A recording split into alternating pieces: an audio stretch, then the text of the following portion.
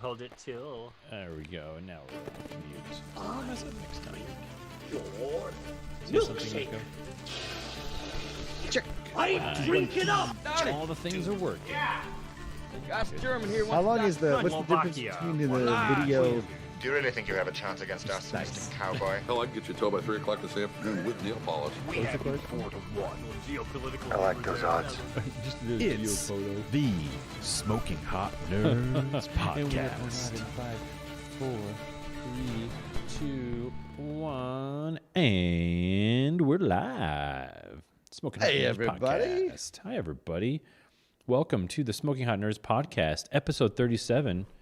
We were What? reviewing Shadow in the Cloud tonight. Yeah, we Singular. are. Yeah, one Singular. shadow in one cloud. Yes. Mistakenly That's all said you get. shadows in the cloud, shadow in the clouds, and shadows in the clouds. Which that Maybe sounds those were more all former movies that they Yeah. didn't right. repeat the name. Yeah, they had to figure out what needs to be plural so that they didn't run into any copyright issues. Just like on this podcast, I have to be Eric C. Spaghettios. Right. Because There's, Eric C. Prop was taken. and so was Eric C. Spaghetti-O. He was taken.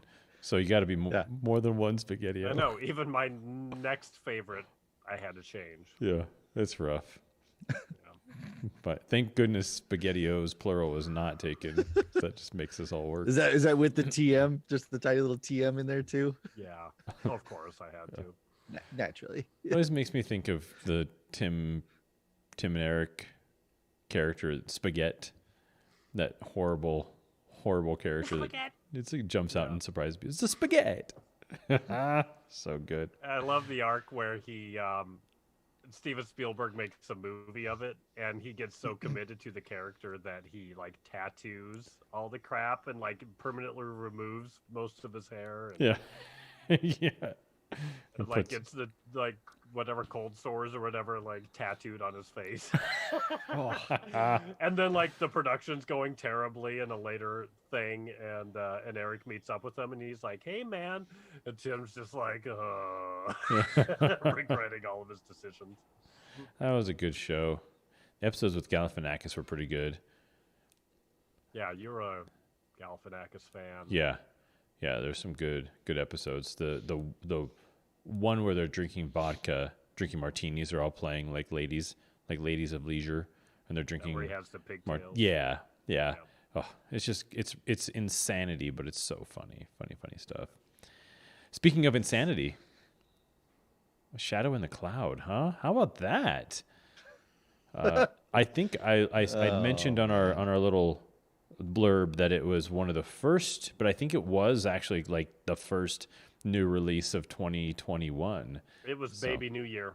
Yeah, it was little Gremlin New Year. Yeah, There's a one of at least. yeah. But- It came out. Yeah, it's a January.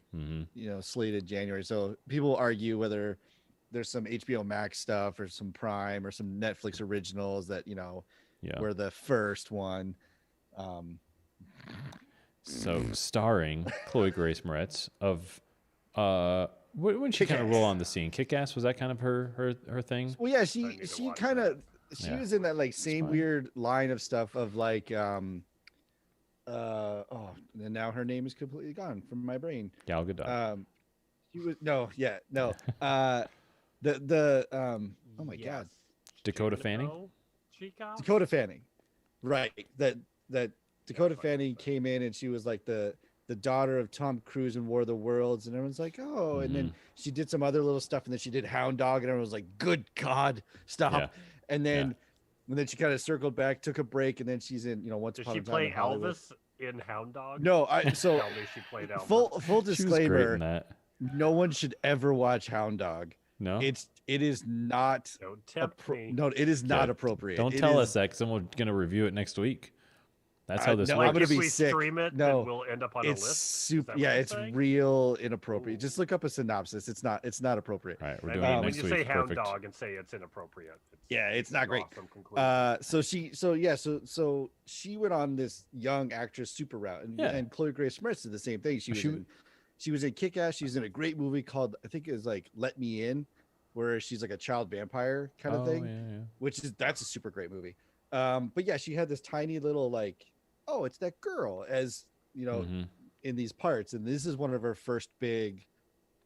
Like, and there was really only room for one Jennifer Lawrence at the time, and that's right. She got the part. Like it was kind of like it was all these other blonde girls happening, but Jennifer Lawrence is the one that like mainlined it to superstardom. Kind of because there was like Dakota Fanning, Chloe Grace Moretz, Abigail Breslin, like that kind of stuff, and Lawrence grabbed it and took off with it. Yeah. But I can imagine they were all in the same room when they were auditioning for the Hunger Games kind of thing. Right. It was totally all that going The on. audition was its own Hunger Games. Probably. And Jennifer Lawrence just punched every other actress and got. That's true. That's true. One of you gets to work with P.T. Anderson. One of you gets to work with Quentin Tarantino, and one of you gets to make a World War II movie set in an airplane in the most unrealistic BS nonsense film that you've ever seen, but is enjoyable enough. Yeah, right. It couldn't be more unrealistic garbage, but I don't think that it was trying to be realistic. So we'll give it that, which is fine. But there are definitely some issues with it. And Nico, you kind of gave us the synopsis last week, so yeah, I did. Yeah, we'll just start at the beginning and work our way through, because the thing that you got to understand about this movie is that it's, I guess you would say it's one part slasher, one part horror, one part thriller, one part like amazing stories sort of thing. It's got some Spielberg vibes. It's got some Twilight Zone vibes. Stew. It's a big old stew. Yeah. And then it falls into the Hallmark Channel, and I'm out. Yeah. Yes. And suddenly there's Hallmarky stuff happening. It's lit like a high budget Christian movie, and it had some good. There were some good things though. Like every time that, so should we just roll back through it? So yeah, beginning of the movie. I'll give you the synopsis of the part that I liked, and then you can take over from there. So the movie starts with it's really cool the way it starts. It starts off with one of those like those World War II cartoony propaganda films about gremlins, which they used as a metaphor for do your job and don't hurt other service members. But when bad things happen, we're not going to blame you. We're going to blame gremlins. So don't be a gremlin, that kind of thing. And it's a fun little cartoon. And it's kind of in the whole like Bugs Bunny goes to war type thing and the Wile E. Coyote typey stuff. And so it starts out with that. And then you see Chloe get dropped off, and she's carrying a case that she's looking into, and it's kind of glowing. And then she is looking for a plane called the Fool's Errand, which is, foreshadowing. And as she gets on, she notices a tiny little like a hydraulic hose off the plane. Like, okay, so she gets on the plane, and then everyone immediately, you got to remember where this was too. This is when women weren't allowed in airplanes. They weren't allowed in service. And when they were still definitely like looked way, way, way down on. 1943, World War II. Is that what it is? Okay. On board B-17. Yes. So she works her way on the plane, and then she presents, all the men are like, boo. And so she's got this paperwork that says like she's on a secret mission for this like 5-star general, not to be questioned, not to be whatever. And she rushes it up to the captain, and he's like, well, these planes are designed for the crew that's on them. I don't have room for you. Right. So they're like, all right. So she goes down into the ball turret, which is underneath the airplane. And that's on purpose. It's a great little thing that allows for a lot of really, really cool stuff to happen. So she gets dumped down in there, but she can't take her package with her. So she gets separated from this package and just constantly reinforcing like, hey, do not open it. Do not look in here. And then as she's down there. Can I pause for a second? Yeah. There is plenty of room for her and her little tiny box. 1,000,000%. That's what's annoying about this to begin with, is that it is a tiny box and there's plenty of room in this. And the ball turret, by the way, wasn't that big, and also, or she's just super tiny, a human. She is tiny. She is a person is tiny. So there's a lot going on there already. She's where 3'4", right? And you wouldn't know it. You wouldn't. You could. Yeah. Camera adds 17 inches. So. Yeah, it does. Yeah. Ladies. So she gets dumped out of this turret, and then all she can do is communicate through radio. And of course they're like Taking notes. 1940s men. They're just very, derogatory towards women and all that Yeah. stuff. And As she's over the top as possible. Yeah. oh yeah, like ultimate like drunken sailors in a bar type situation. Yeah. And she sees something Yeah, she on does. the wing, and she thinks it must have been a light or a shadow or something. And everyone's like, the dame's making stuff up. She's freaking out in the turret, blah blah blah. And then she actually sees, or we're led to believe that she sees another plane. So she calls out the position of a plane, and then they start being like, no, there's no way that plane's here. So immediately casts all of her observations into doubt. And then a bunch of weird little stuff starts to happen around the plane. And then that's where that's where the movie lost. No, I mean, it's like it's a creature horror film where this gremlin, you see it, which is great. It's not just this mystery item. You get to see it. It attacks her. You get anatomy. You get all that fun stuff, and you get real You honest get all threat and of terror. the anatomy. Mm-hmm. Yeah, right. And And that's the thing is that you're getting simultaneously. So the crew and her are getting simultaneously attacked by this actual gremlin creature and by 3 Japanese Zeros. right, yeah, she wasn't wrong. They were being Yeah. tailed Yeah. in their mission. And Yeah, this like, piece of there's a surveillance plane at first she Yep, sees, right? That's the one she sees first. Yeah. yes, that's right. And they're like, just that Japs don't come out this far. Why, yeah, come on, you crazy dame. Yeah, she's Just losing shut it. the trap. Yeah. Set your trap and stay in the hole. Yeah. It's So a lot. then, right. So they're convinced that the device that is in this box that she's carrying is messing with their brain and is the cause of all this. And that's the thing. And the women are bad luck, blah, blah, blah, blah, blah. And then, and that's where the movie loses me, is once you cross over this point of opening the package. Mm-hmm. Eric, would you like to Would you like to take it from there? So we learn that this package, the men finally open it. The one man who takes it originally is very steadfast, and he's like, I am not opening it. I was given an order, and I will obey it. And it finally gets to where the men are like, no, open it. And you think they're going to like shoot each other. So all you're doing at this point is you're only hearing them. You're in her point of view. You're seeing her in the ball turret, catch the and radio? you're hearing the men back and forth, which I think was a pretty good device. Mhm. Yeah. It's like this could have been a play, right? Sure. So yeah, that was fun. But anyway, so it keeps building. Pretty soon we realize she has a British accent when she gets on the plane, and she has her story. And then all of a sudden, the British accent drops. And one of the guys is like, where's your accent? What happened? Why is she talking with the accent no more? What's up with this dame? She's broad. What's she doing? Because they're all over the top. There, huh? Yeah. And so she comes out with, then once we hear what's in the package, they finally open it because the captain's like, she's lying. Her orders mean nothing. Open the package. We hear, wah, wah, and you go, oh, there's a baby in there. And then she comes clean. She's actually not on a secret mission at all. She's still something, maybe. I think her Army credentials Air were Corps? real. I think she was a mechanic field officer, Okay. because she knew way too much about the workings of a ship to just be like a She secretary. knew more than anyone else on Earth, which was great. Right. And can fire And machine guns. I loved it. Yeah. Okay, yeah. So where were we? Okay, so yeah, we learned that she's actually like facing spousal abuse from her husband.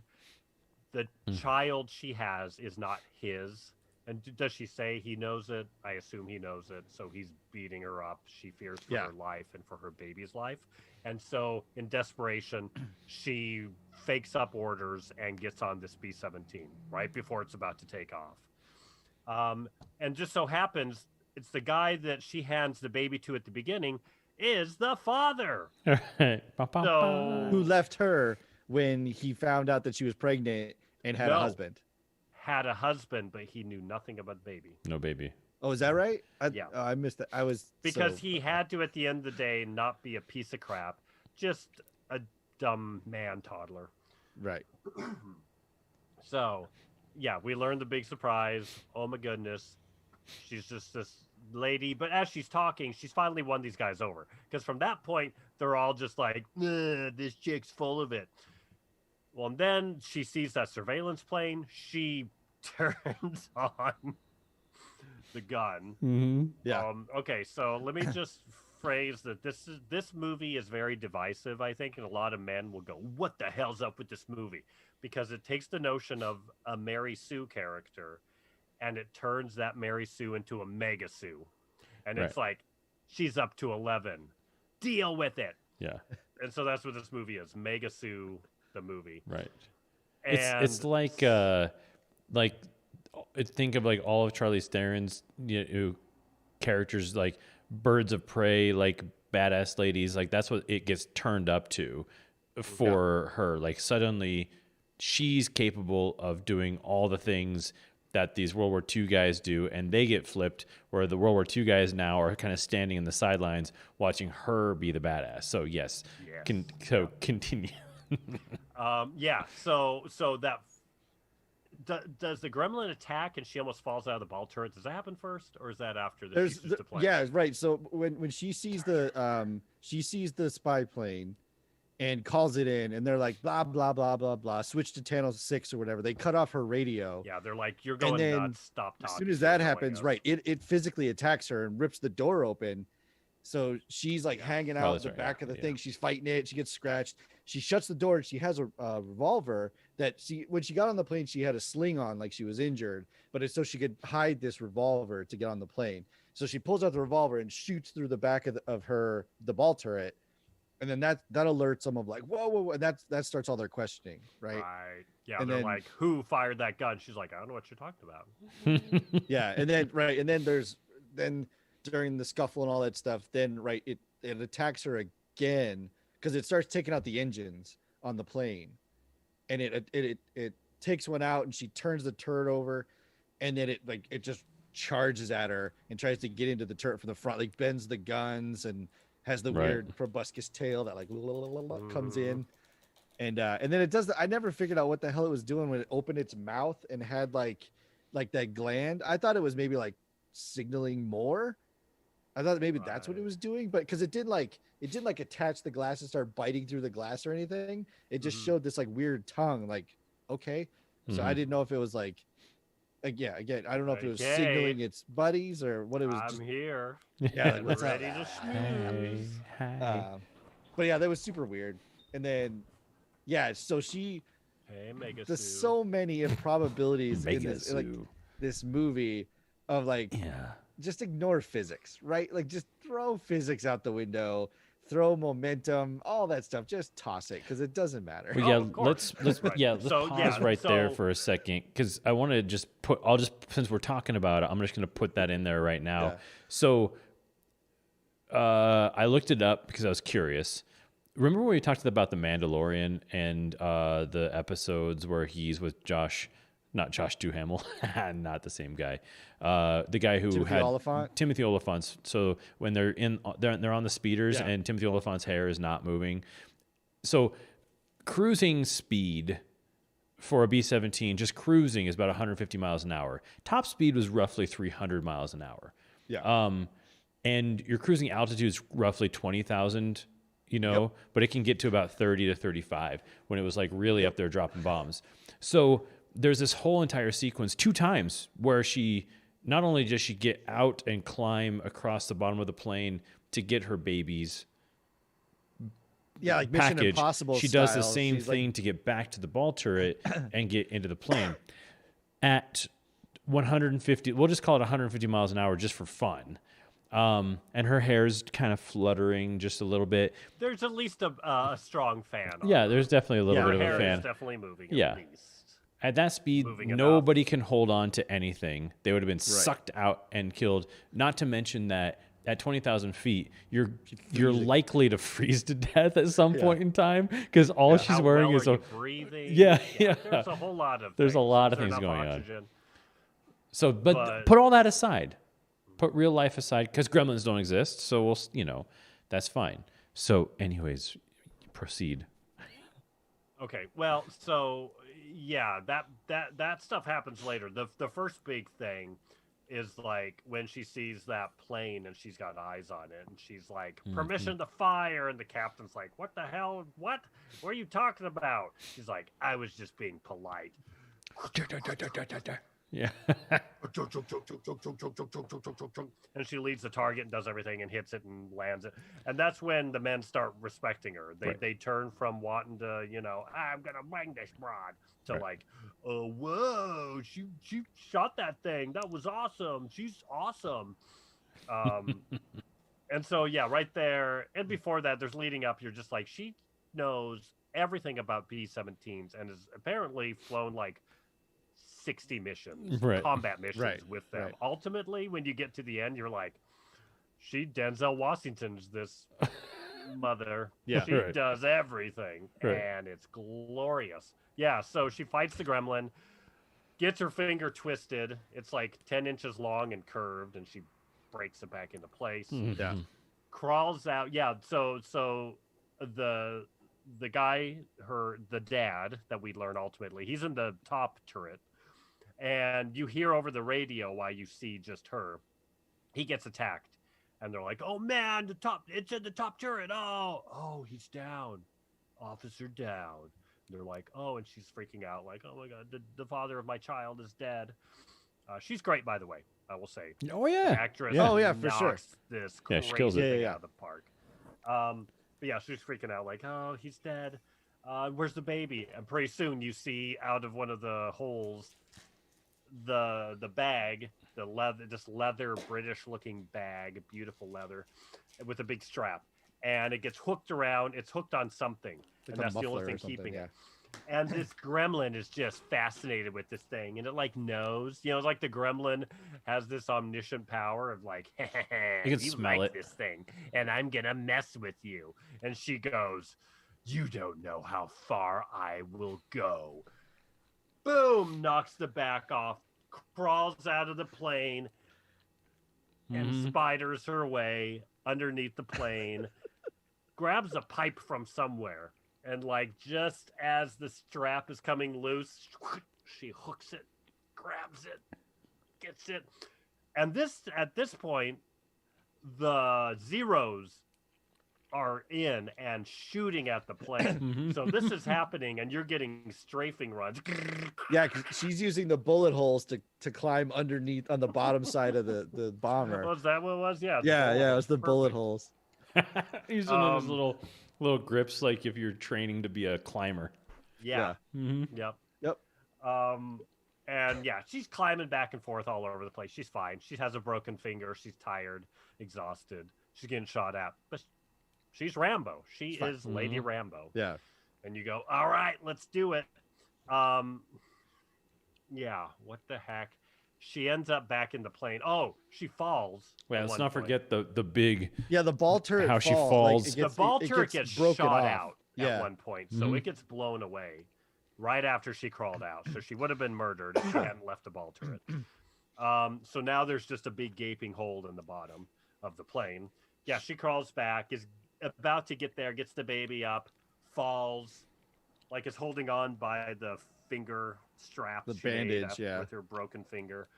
It falls like 50 feet, and then the plane, there's a Zero below they'd gotten shot, and it blows up below her and shoots her back into the plane, and she smashes and like crashes down. And like, there's the dude that was like the biggest misogynist is like shooting a 50 cal, like a Ma Deuce or something.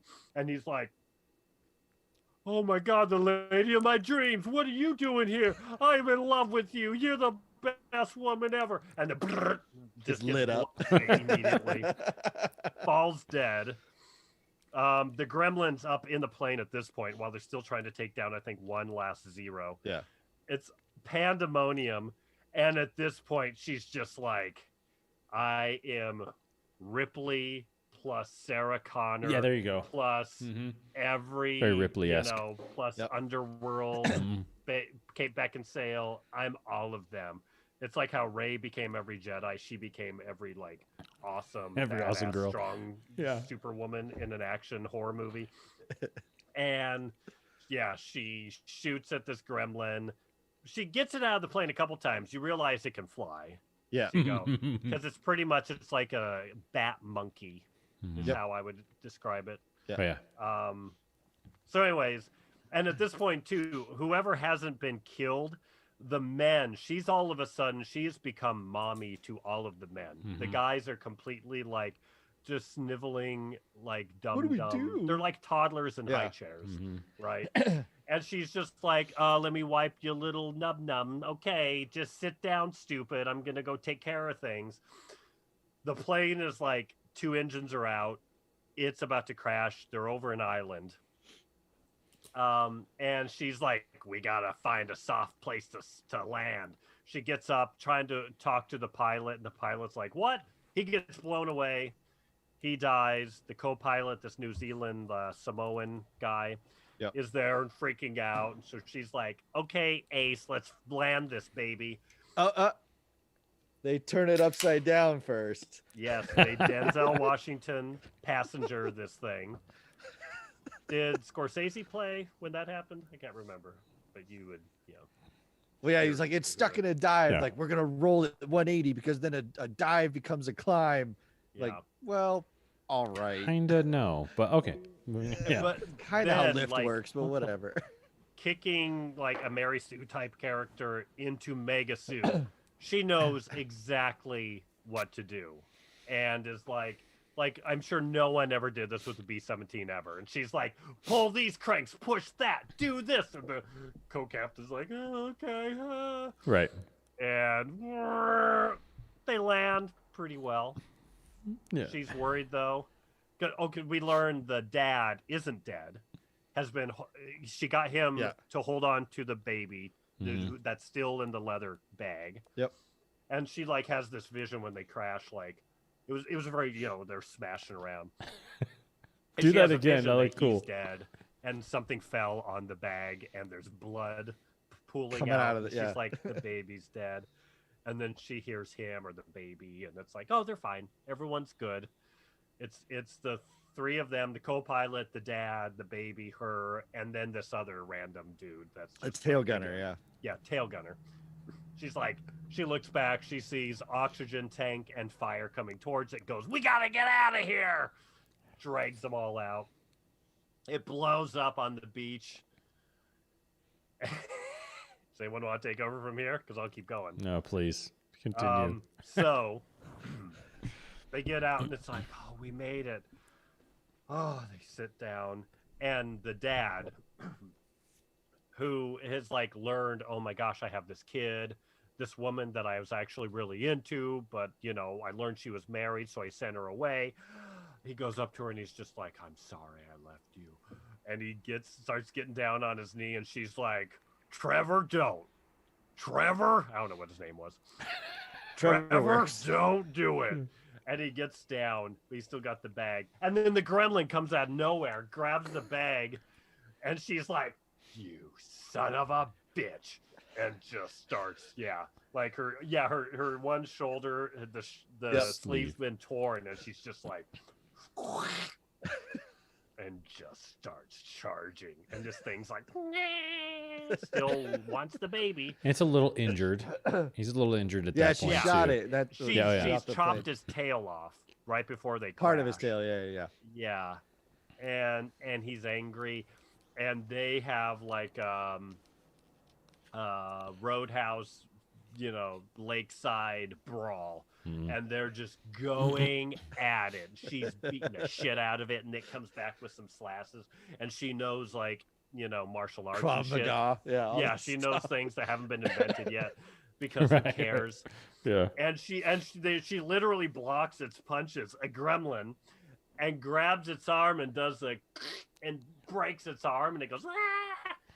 You see the Proceeds bone to pop out. grab the forearm and then stab it with its own claw, like in the eye, in the mouth, or whatever, and then ultimately slits its throat, and blood shoots out, and it goes splash into the water, and she's just like, ugh. She doesn't, but she pretty much does. Oh, totally. Spits on the corpse. And the whole time while this fight's happening, you see back to the men, And the guys are just like, good. Just standing there hugging basically and watching. Yeah, they're in Yeah. awe. They don't know what to do. They're in Pampers. They're helpless little man babies. She walks back on the shore, and then you hear the crying. The baby's crying. Baby's hungry. She grabs that baby, and she walks up onto a hill. While the men are like sauntering up and like kneeling, looking up at her, she turns around, sits down, pops a boob, and boom, breastfeeds that baby. And then shot of like Madonna. Yeah. And credits. Then credits roll. Credits roll. And I was laughing and cheering the whole last 20 minutes. Oh man. I was like Aquaman level laughing. Yeah. Oh man, it was wonderful. Yeah.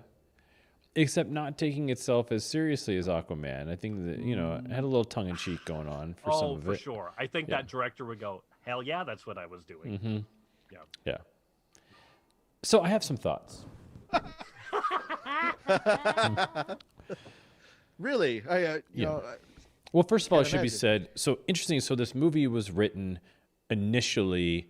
The script was written by I don't remember his name. Max Landis. Max Landis. Max Landis. John Landis' son, who between kind of like the movie he had made and was being shot, and this movie being in pre-production, was accused of sexual assault / harassment by like 8 girls. So he was massively in the throes of a Me Too situation.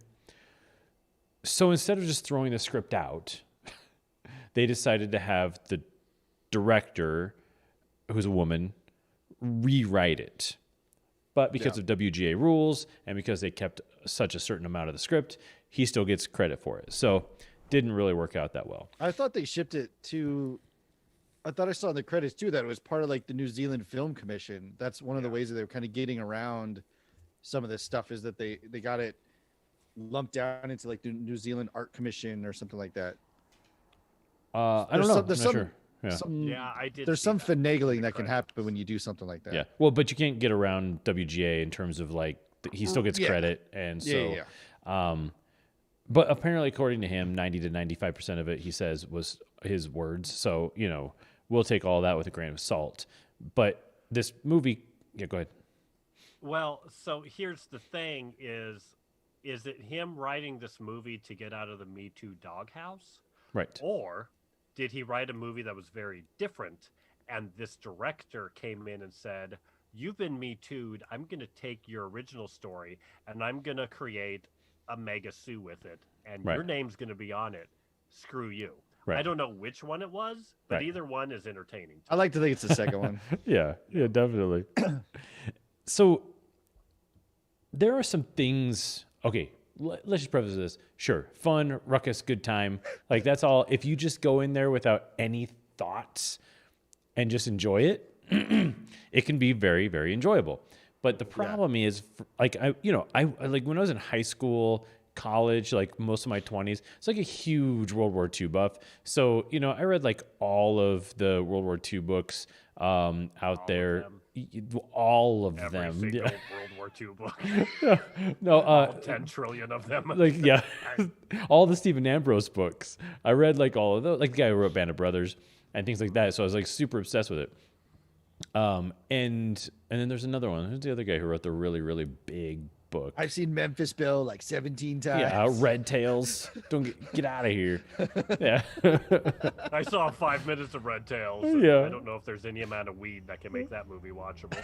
Yeah, I was probably in it for about 15. I almost ejected right after the opening moment where I was just like, that does not look like an airplane. How did you screw up an airplane, a CGI airplane? That's rough. But so being a person who loves World War II and knowing a lot about it, a lot of this was just stupid. Like these were just simple fact checks. I get that priority number one was to make this badass femme, positive movie. I get that is what you wanted to do. But I could name, 12 better forums for that than this. Because women did not do any of the things that she did.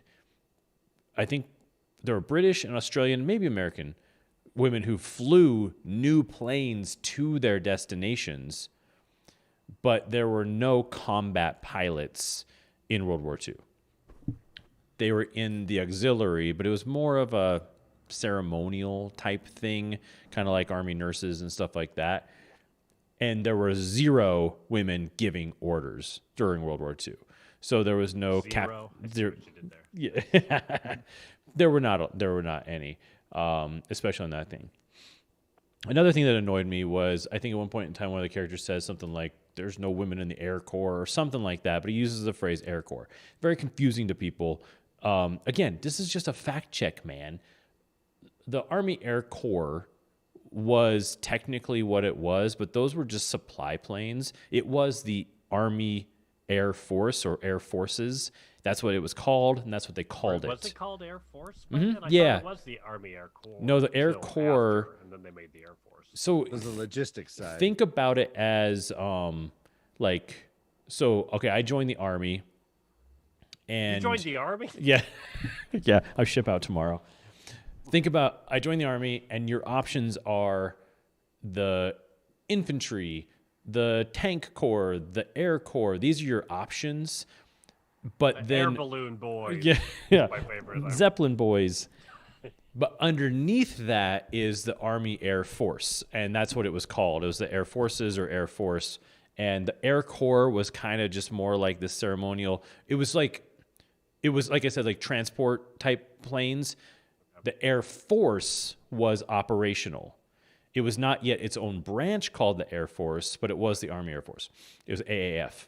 So that's another thing that I know is very confusing, but again, that's just a fact check, man. That's like a Wikipedia search at worst. Who's You know, got time for yeah. that? Who's got time for that when you're writing making a movie? when you're writing a $10 million movie? So that was annoying. The other thing that was annoying was that. So these kind of go hand in hand. If I want to make a movie about a badass woman, why do I have to make every guy an asshole?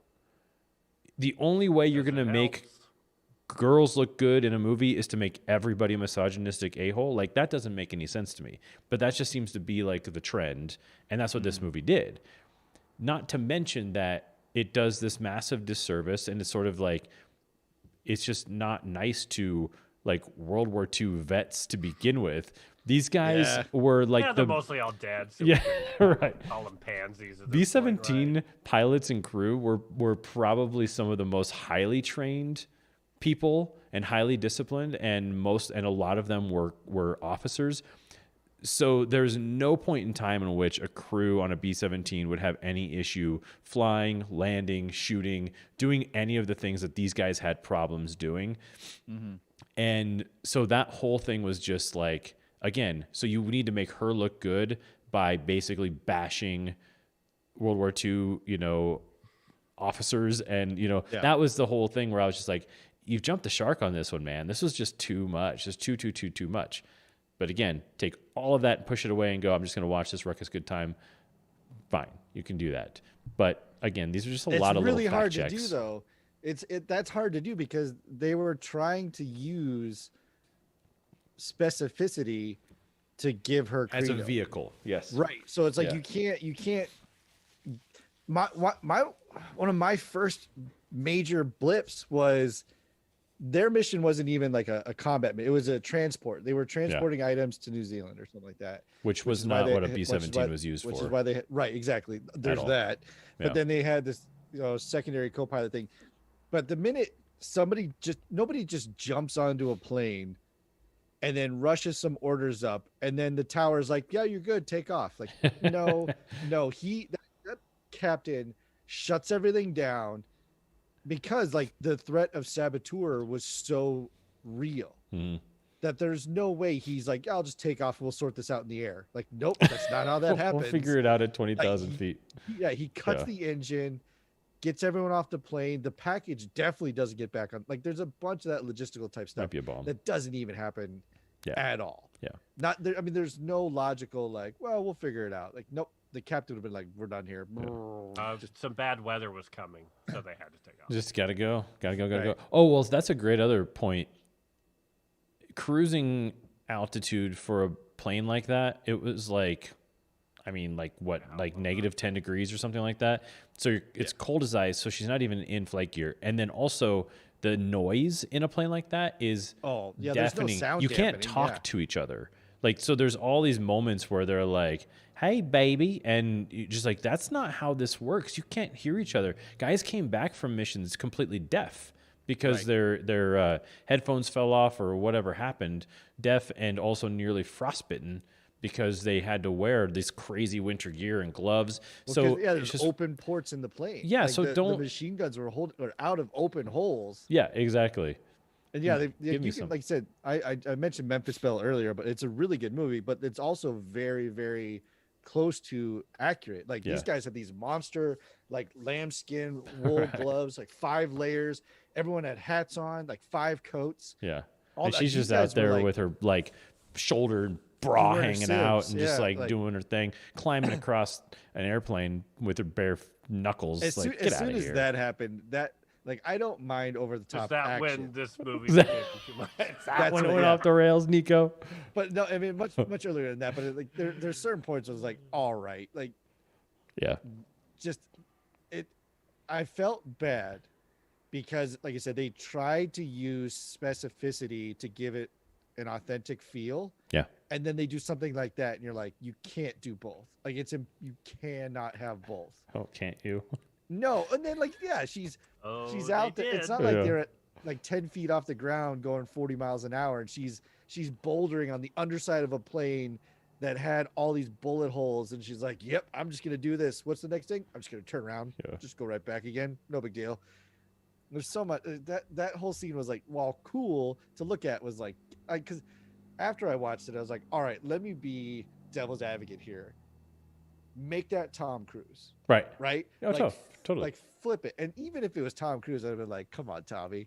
I'd be You can do especially better than- like, you no. can do better than this. Come on now. Yeah. Can you Even with that guess? music stuff? Can you guys guess when I had my Jeffy moment though? Is it?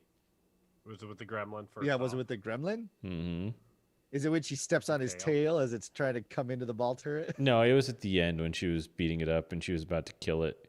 Because when she stabs him in the throat and he's got these big eyes and he's like, "Oh," I was like, "Oh, Jeffy," because it was kind of cute. Like Yeah, Jeffy, he was like, yeah, he was "This is supposed to terrified. happen this way." She was beating the hell out of him. Jeff's like top of his hair is like this right now, so sometimes when he looks at me, it's like this big eye popping out, and that's what it looked like. And so I hate it. I was actually kind of hoping that he would kill her at one point because I just thought he was so cute, and he didn't. I mean, he wasn't doing anything wrong. He was just like, maybe I'll eat the baby. I don't know. He didn't have any point. The gremlin he's really a had no gremlin. point. Yeah. What was he gonna do? I don't know. But Well, yeah, I that's- want him to that's win. what Was transfixed on this baby for some reason. Yeah, right. That's what was weird too, is because the gremlin thing. Babies smell good. I don't want to be like the art school kid, but it's like, what's the gremlin's motivation? It's not like he was eating the metal parts. You know what I mean? It's not like it was his food. It was just mischief. It was just to cause mischief and then fly away. But then, then he gets the baby, and all of a sudden it's like, I want this. And you're like, why? Yeah. Why do you want? It's not like you know what this is. Get out of It's here. a black market trade. That's Yeah. the sequel. The super secret black market. Mhm. Yeah. It was like, I'm okay with it just being mischief driven, but then it being so focused on like, well, I want this case now. Like, no, you don't. Yeah. Because Like, she you want wanted to the crash this case. plane. That's what you want. You want to crash this plane. Yeah. Well, I mean, this movie definitely was like, what is every obstacle we can put in front of our protagonist? Right. Yeah. And does it need to make sense? Who cares?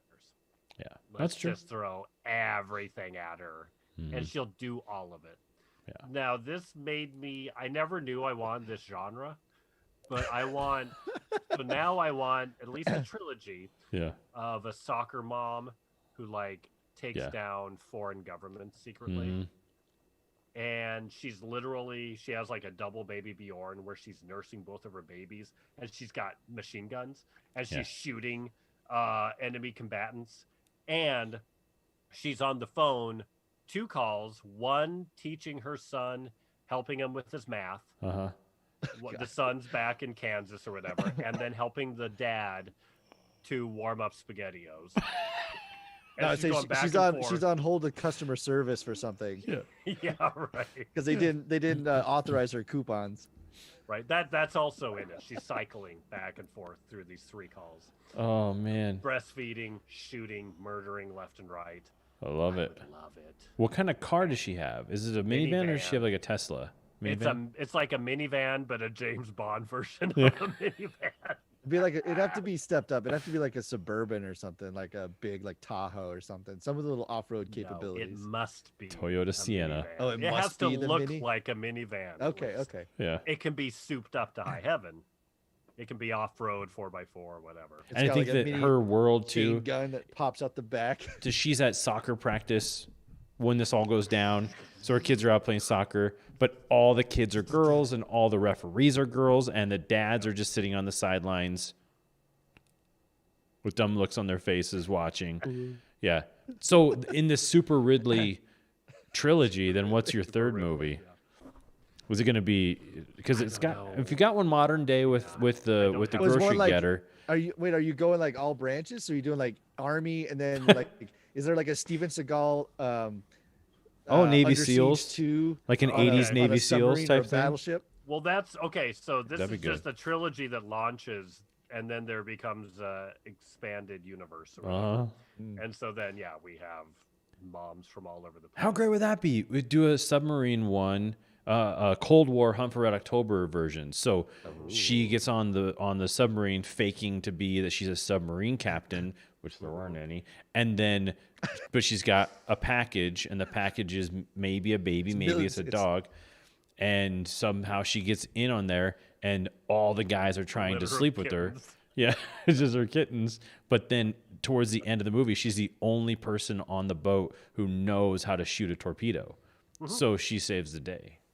So yeah, And- she puts the submarine into a 90-degree roll and then runs back, dives in the air, and slams down the pneumatic that sends the torpedo Or out she as it's corkscrewing. makes herself the torpedo because she's a nuclear warhead because she was born in Chernobyl. Wait, no, that's too late. Trying to think of a way she could be the torpedo because she's a It's late superhero. Cold War thing that never happened. She pushes the button and just make it's up history. it's been damaged, Yeah. so the propeller doesn't work. So Yeah. she gets She's in gotta it and go she starts down. swimming behind it, and she's just pushing the torpedo with She her turns sheer it with will. her hands. Yeah, she's yeah. She breastfeeds the propeller of the submarine, and that's what makes it go. Okay, good. We got 3 at least. So I think, yeah, I in the story, then one of the past super moms turns against the like coalition of badass mommies or whatever it's called. Oh, nice. And, Yeah, like a red Sonja, like a double agent. probably Working for- need. Is it called Mother Russia? It's called Shadow Underwater for the submarine version. Dark Shadows Spot in the Underwater, water. maybe. Murky depths. I'm thinking maybe there's got to be a character, and it's actually Chris Pine, but one of the past super moms takes over his body and Get outta becomes here. Chris Pine. But Chris Pine's not in the movie. He was just a vehicle for the body, like Oh, Linda he shows up Hamilton for or a something. second, and then it Yeah. becomes Chloe Grace Moretz. Yeah. But if she looks in the mirror, it's Chris Pine. So at least have him on the shoot for one day, at least. We're back to Yeah. Quantum Leap rules. Yeah. Uh-huh. I love it. That sounds good to me. All right, well, we got that figured out. I didn't like this movie, but I would if they came out with others Yeah. that I just knew were going to be as like nutballs, Right. I You would knew what you were in probably for. watch them. Mhm. Yeah, Right. especially if they did like a Navy version where either it's a submarine or a destroyer or something like that. Yeah. Yeah, I'd watch that for sure. Mm-hmm. She'd have to somehow overcome everyone getting the bends, and she just shoots the submarine out of the Right. water like Air Jaws, Yeah. Yeah, just- and then it shoots all of its torpedoes in the air. Yeah. and blows up like a super Helicopters. mega plane. Yeah. Like really, those big like Russian Akula helicopters. Hmm. That's like the big planes that are always in, like Indiana Jones had that, where it was just like they used the some prototype plane, but built it, to make it look like, oh, the Nazis have the special plane sort of thing. Oh, right. Yeah, the Wonder Woman planes. I would watch it as long as it. So my other issue really was this movie's not bad, but the trailer was a lie. Like the whole setup to watch it. You told us, like, I went into this knowing it was as kooky as hell. Yeah. So I went, okay, I wasn't expecting. The trailer still is kooky, wasn't it? I watched it. No, but the trailer pitches this like creature horror film set during World War II. That's the trailer. Obviously, it's a baby. That's like a mega twist, total plot turn. So all that stuff is not even hinted at in the trailer. Not even a whisper of it. Mm-hmm. So it's like I was expecting like you said, I was expecting this like supernatural creature horror where it's literally just about this gremlin. And I don't care if she's the superhero and kills the gremlin and saves the plane and it crashes on one wheel kind of thing. That's fine. Then they threw in this whole like victimized wife with the baby thing, and that's when I was like, damn it, like that's where it lost me. Like there's a trailer in there. You could have cut a trailer. I have to care about a woman. Oh. Yeah. I just hope the guys on the plane aren't dicks to her. Wah, wah. That was so cliche too. Like they didn't know that she had the radio on, and immediately they're like, "Oh, this is the most beautiful set of gams I've seen." And of course, there's always one guy who's like a virgin. They're like, "If you don't get your cherry pop before we land in New Zealand," like what? Like, oh my god, you guys are kidding me with this, right? Yeah, it's ridiculous. As cliche as possible. And even when she accuses, she's like, "Hello, gentlemen," because she still has a British accent at that point. I can hear you. The calm is on, or whatever. And there's like a moment of silence. And they're like, and they go, "This broad's been listening." It's one of the few movies that makes me wish that I did smoke, because I think I would have enjoyed it a little bit more. Yeah, just takes some of the edge off of your. Most of the movies judginess. I love really require it. Yeah, I would never go into them without. They're enhanced. Battlefield Earth, namely, things like that. Yeah. So it's just there was rough. So trying to pull good stuff out.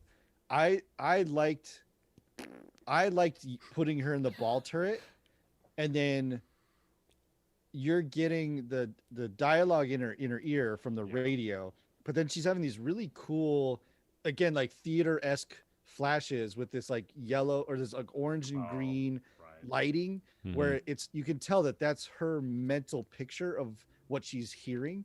I thought that was actually really, really cool. The way they did that of these like First showed the man, it showed each guy as he's talking, and he's just like all glowering. Right. Yeah. I thought that was pretty cool. Heavy-handed.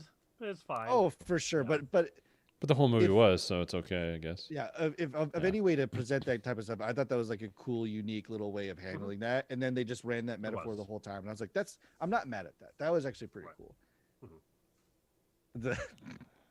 The whole Hulkbuster fight with the Batman it was like, I love too that she's like, screw it, rips off her sleeve and just starts charging this thing down, and they gave it this like, oh shit, like well, like she's actually coming for me, and he's like trying to hobble off holding the baby, and then she catches it, just pummels the crap out of it. And then it's just like UFC like it was all the same moves as Birds of Prey. It was just all the same stuff. Yeah. I need to watch that. The pacing of this movie, though, was just so bad, just so awkward. I felt like the movie just didn't, like, especially even that last scene where you're just like, so the gremlin like grabs the baby and kind of hobbles off, and then she just has time to just walk over there like she's real mad at him. It was just like the pacing was just bonkers. Or like when she gets blown back into the turret. Being awesome. Yeah, that's true. Yeah, just it felt so disjointed and weird, even in its ridiculousness. But then when you think about what really happened, nothing happened. Like you don't, because they just got on the plane and then they landed the plane, and then she feeds the baby. Like that's the movie. got on the plane, Right, landed the plane, right. It's not feeds the like movie. it's They not don't like they get were on anywhere. a bombing run for a mission specific combat thing. Like they were literally transporting some materials to New Zealand. Hmm. So it was like there's this like they had no escort. There's no consequence to their actions. Like either they make it or they don't. Like Yeah. meh. That was the whole thing. And I don't even know, like, I mean, again, hard saying. Google search it probably, but I don't know if B-17s were used for transport like that. And also, I don't know if by 43 they were allowed to go places without escort. That's the thing. Like, that was the whole point was by around that Far enough. time, they were deep enough into Japan, the war with Japan, that you'd have Mustangs flying Right. with you as far as they could go. They'd go back, and then you'd have Mustangs Coming in. Yeah. off of ships flying in. So you'd have this sort of like constant thing. Sometimes they'd fly blind for a hot minute, but that was usually just when they were in between the range of whatever plane was the escort plane, whether it was, Mustangs or the Hurricanes or whatever they had. So Flying Tigers. So I don't know. It's just like, it just didn't. Right. There's a lot of logistics that you've got to And again, wipe Google search. aside to let this movie happen. Yeah. Yeah, you really do. Or you just smoke up and enjoy it. That's your other option. So You go. get excited. I never hear you say, Nico, you never say I did not like this movie. That's a rare one for you. Yeah, no, it fell into the 2 category. A 2 out of 5 is I didn't like it, but there's definitely a market for it. Yeah. I just Eric. like the thing is like I won't. Which is a slim market. Yeah. Yeah, it's a slim little it's like market. I won't I'm not watch it alone, again, and it wouldn't fall underneath the category of general recommendation either. No. If somebody was like, "Hey, I want to watch this movie. What do you think about it?" This would be one of those like, you know what, don't. Yeah. Like, I'm just gonna save you. Whereas some movies, I might be like, "Well, I didn't like it, but you know what? It's not bad." Yeah. You'll probably get something out of it. But this movie, like I said, because it starts off with this like creature horror, that's all immediately going to exclude a bunch of people I would recommend it to. Mm-hmm. And then like the whole literal 180 plot twist, the people that is for, we're not going to sit through the first 25 minutes of this movie. Right. Yeah. So it's like you've tried to create like the perfect couch situation where like the husband's like, yeah, let's watch this war movie, and the significant other's like, nah. And then at some point he gets what he wants, and then there's like, oh, then there's this story about a baby, and oh, the mom's gonna take care of the baby. Like, oh god. Yeah. It was just it was too much of a shift. It was way like the plane did a 90 or 180 degree roll, so did this movie. Yeah. Like the plane got turned upside down, so did the plot. Man, I think I've watched that scene from that movie Passenger. No, what's the movie Flight. called? Flight. Yeah. Yes, Passenger is a very different movie. Yeah. Yeah, but yeah, when she did that, that's in my top 3 of favorite moments. Well, I love it too. Like she's like, let's flip the plane. You're like, all right. In my head, I'm going, you have 2 engines. You're not making that turn. Yeah. Like you're gonna get about 90, and then if all the thrust is down here, you're going to fall to the earth and die. If there's no right hand thrust on a turn like that, you're gonna stall out in a 90 degree and just Yeah. Well, but there's You all die, gremlins too, FYI. so yeah. What are you gonna do? So 2 out of 5 was This is the a 2 out of 5 Mind because of it wasn't. Nico It had, rating system. like I said, it's a 2 out of 5 because there's a market for it, and it does have some small redeemable qualities. Like I said, the action kind of stuff is a lot of fun as long as you know that it's this like bonkers thing. Like I said, I liked the dream or the mental image sequences that they used where I like that they just like isolated her to that ball turret. So all you're getting is this peripheral sensory for her. Mm-hmm. And then for she's like got this 40 completely minutes or so. and then Yeah, she's got this long time. completely foreign thing that she has to deal with. And like that whole thing in the ball turret, it kind of reminded me of like what's the I think it's called like Phone Booth with with Colin Farrell. Yeah. where it's like you're just getting this tight, isolated world where everything is coming at you, and you just get to watch the actor respond to this stimulation. That stuff is worth it, because she does a really good job in this movie. She's great. But then this other stuff around her is like, but like that whole ball turret thing is like a short film in and of itself. And that's when you roll the credits. Like, Oh no, 40 no, minutes. no, Yeah. no! Don't stop the movie there. No. part two. Yeah. Part two. You have the intermission. Yeah. Well, all right. 2 out of 5. Well, I gave Eric it would have given a it 4 7 out of 4. Yeah. 7 out of 4. I mean, I would say not recommended right now. When it's free on Amazon or for sure. Netflix, The whoever Severely buys it. discounted. Yeah. But at $20 rental / $25 purchase, don't bother I wish right I now. would have just bought it, and then I could Right. just do view parties, because I'm making my other podcast watch this too. I'm like, Yeah, Nice. nice. we had talked about it actually independently. I was like, I'm already watching this for Yeah. here, and then Yeah. I watched it. And I was like, we are doing this. Yeah. Yeah. So wait for it on Amazon. I think that might be kind of fun. Maybe we should start doing that too when we review new. I've movies. started adding that to my review Green type light. stuff, because somebody mentioned that to me about like because of where we're at right now, where it's not everything is in the theater, is that when I watch something and review something, is to add how I saw it. So I've been starting to do like title of the movie. I like and that then on in your titles. That's parentheses, good. It's like HBO Max, Apple TV, Netflix, just so people can know, like, hey, I liked, because I actually had somebody send me a message. They're like, hey, thanks for doing that. I'm going to watch this movie now. Yeah. And also thank you for telling me where to find this, so I don't have to go hunt for it. Yeah. Or It's easy. I don't 4 have the seconds on service. Google. well, but No, helping people out, no, it's good. It's making true. life a little I easier. gotta change I just realized I put Shadow in the Clouds on YouTube also. I think I did too. What a It- Now they doofus. won't be able to find it. What a dumb dummy. Now Ugh. they're gonna find that Or- awesome Care Bear movie. Yeah. Yeah, right. Right. We look good though. Stormcloud attacks their cloudy home. Their cloudy home. All right, folks. Well, thanks for listening to the Smoking Hot Nerds episode 37, Shadow in the Cloud. We are now going to switch over to Nerds After Dark, the chat show where anything goes, including submarines. Yeah. Wah, wah. All right, thanks for listening. Find us on Apple, Spotify. Subscribe to us on YouTube. I'm trying to change up the YouTube game. I want people to hear us. I think we have important things to say. That's what everyone Yeah, we says. definitely do. Yeah, click that bell too. Get that notification Yeah, on. ding dong. Smash that like button. I've been watching a lot of Slap it. just slap it a base.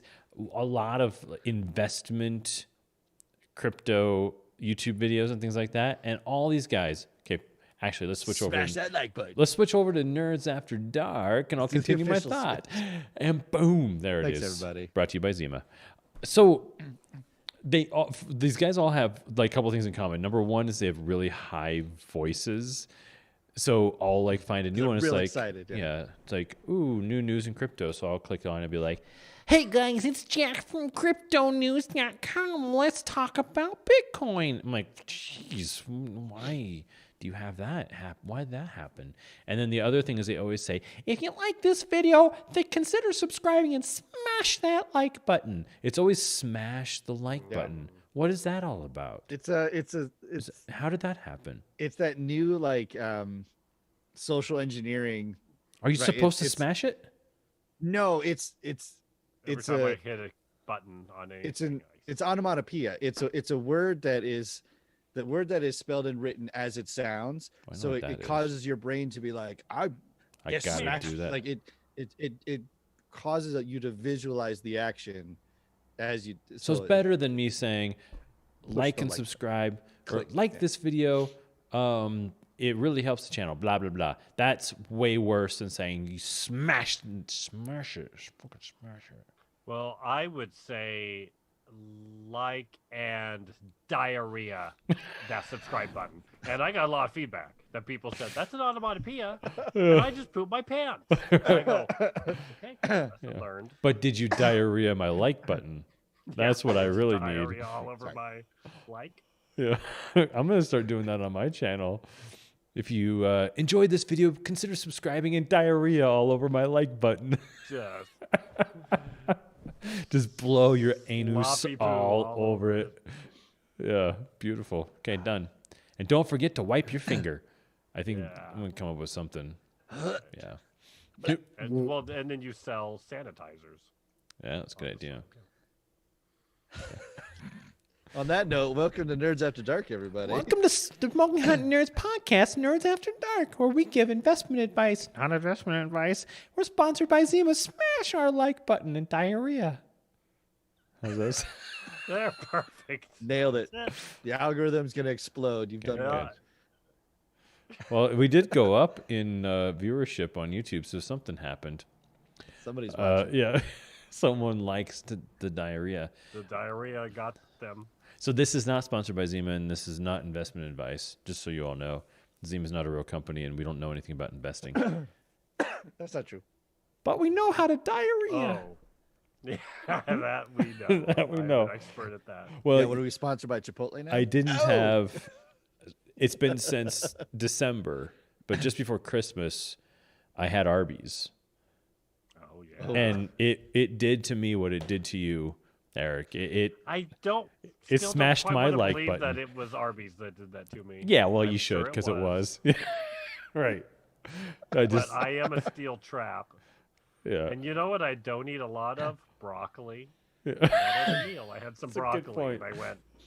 Could have been broccoli. You get that little fiber No one's train. ever. I smashed my diarrhea button eating broccoli. Yeah, it's just broccoli's usually a pretty safe bet. Isn't that funny though? Like if someone's like, "Oh, how are you?" "Oh, I had food poisoning last week." "Oh, what'd you have?" "I had some boiled carrots and broccoli and a really vegetables." nice vegan salad." Yeah, that's not what everyone says. There's Well, no, this is what I was doing the whole time. I was like, well, I did have Arby's, and one would assume, yeah. but I also had some other food, and I'm going to assume it's the other food, and don't talk ill of Arby's ever. Yeah, yeah. Because I'm going to keep jamming it down my gullet every time I'm in Colorado. I mean, it could have. Well, and that's the thing. It could not. Maybe it wasn't the roast beef sandwich. Maybe it. Because you had well, that too. I That's had the same only thing as that you. made me question this. Yeah. There is logic in my thinking. Oh, sure. Oh, definitely. Was that we both went there together. We Yeah. both chomped down on some Yeah. roast beef We both smashed that like button. and that diarrhea button. Yeah. And then And you were fine. I was fine. Yeah. But it could have been. We drank two different sody pops, so maybe Dr. Pepper. the nozzle on the Dr. Pepper was dirty, and Could have it been the was- ice. and it got you. You don't know how long that ice sits. Well, I had a beverage too, so I just feel like we would have experienced the same level of That's the thing. the diarrhea button, but maybe not. Yeah. Maybe it was the browns. Maybe Yeah. it was the hash browns. Yeah. And then I Yes. think we watched The oil sensitivity. Infinity War. Nope. We watched Endgame. Endgame. Yeah, Avengers Endgame together while Eric While laid my on the end was couch. playing its own game. His guts were having an Endgame all their own. Passing some infinity stones. Yeah. yeah. Yeah. No, that one came later. That was much Never later. ending. Oh, yeah. The never-ending Infinity Stone. Which color was it? Was it the green one? Hopefully it wasn't the red one. It was the brown one. Yeah, yeah. Whichever one Doctor Who had. Wait, no, not Doctor Who. He's Doctor what they Strange. called like the brownstone.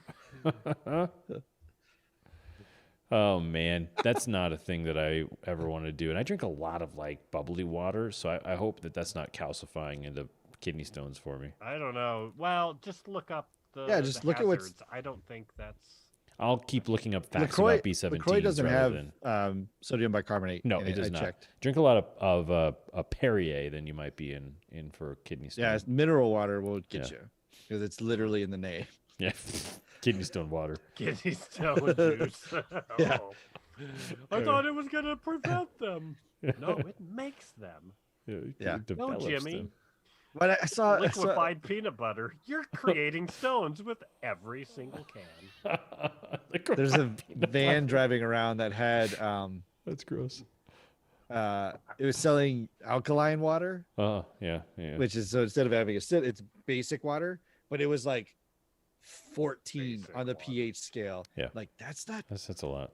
just like a 2 pH drink is not good for you. A 14 pH is also not Yeah. good. Like That's kind of fine, yeah. caustic. both ends of those spectrums are not good for you, man. Yeah. That is gonna What's mess it? It you looks up. like milk. It's not milk. Yeah. It wasn't in the nicest looking van either. So they were also selling CBD water, which I thought was really funny.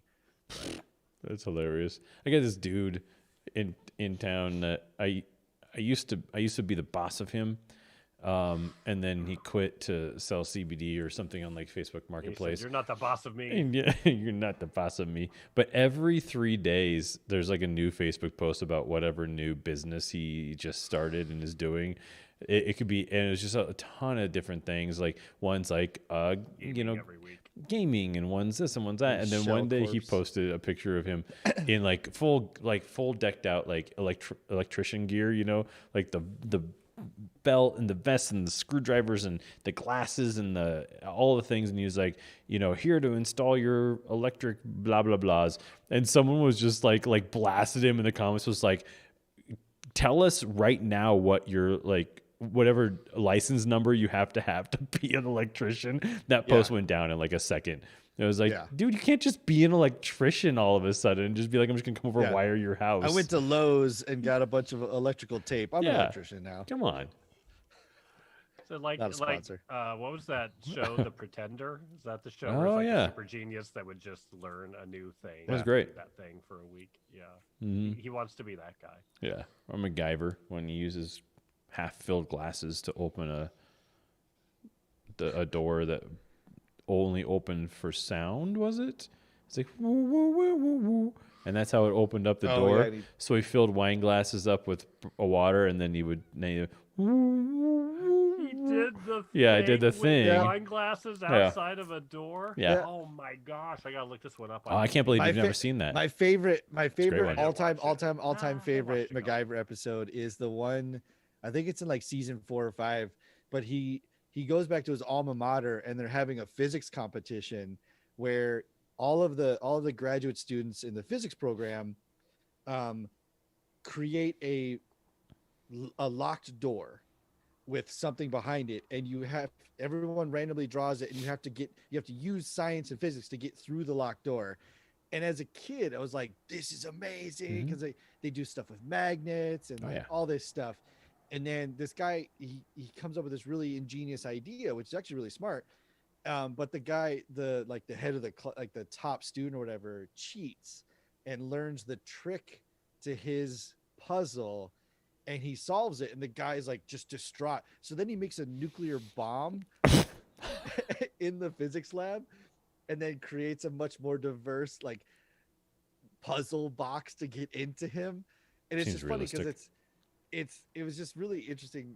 It's just one of my favorites because like all of these puzzles were just so easily solved with physics, just basic science. Like there's one where this one person's solution was, I'm going to put a door and I'm going to have like 9 deadbolts on it, and you're not going to know which ones are locked. And the guy's like, oh, I know what to do. And he puts a piece of tape on the wall and then holds a magnet to it and drops some shavings. And like, if the line's there, that means, he solves it in like a second. You're like, all right, well, you're definitely the bottom of the class, because that was way too easy. Like, but it was just, as a kid, it was like, this science is amazing.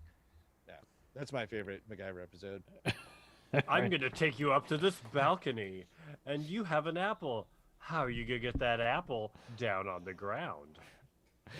Once you figure it out, smash that like button. The diarrhea of that bell. And And turn bang on that notifications diarrhea. so you know when I'm talking about stuff and things.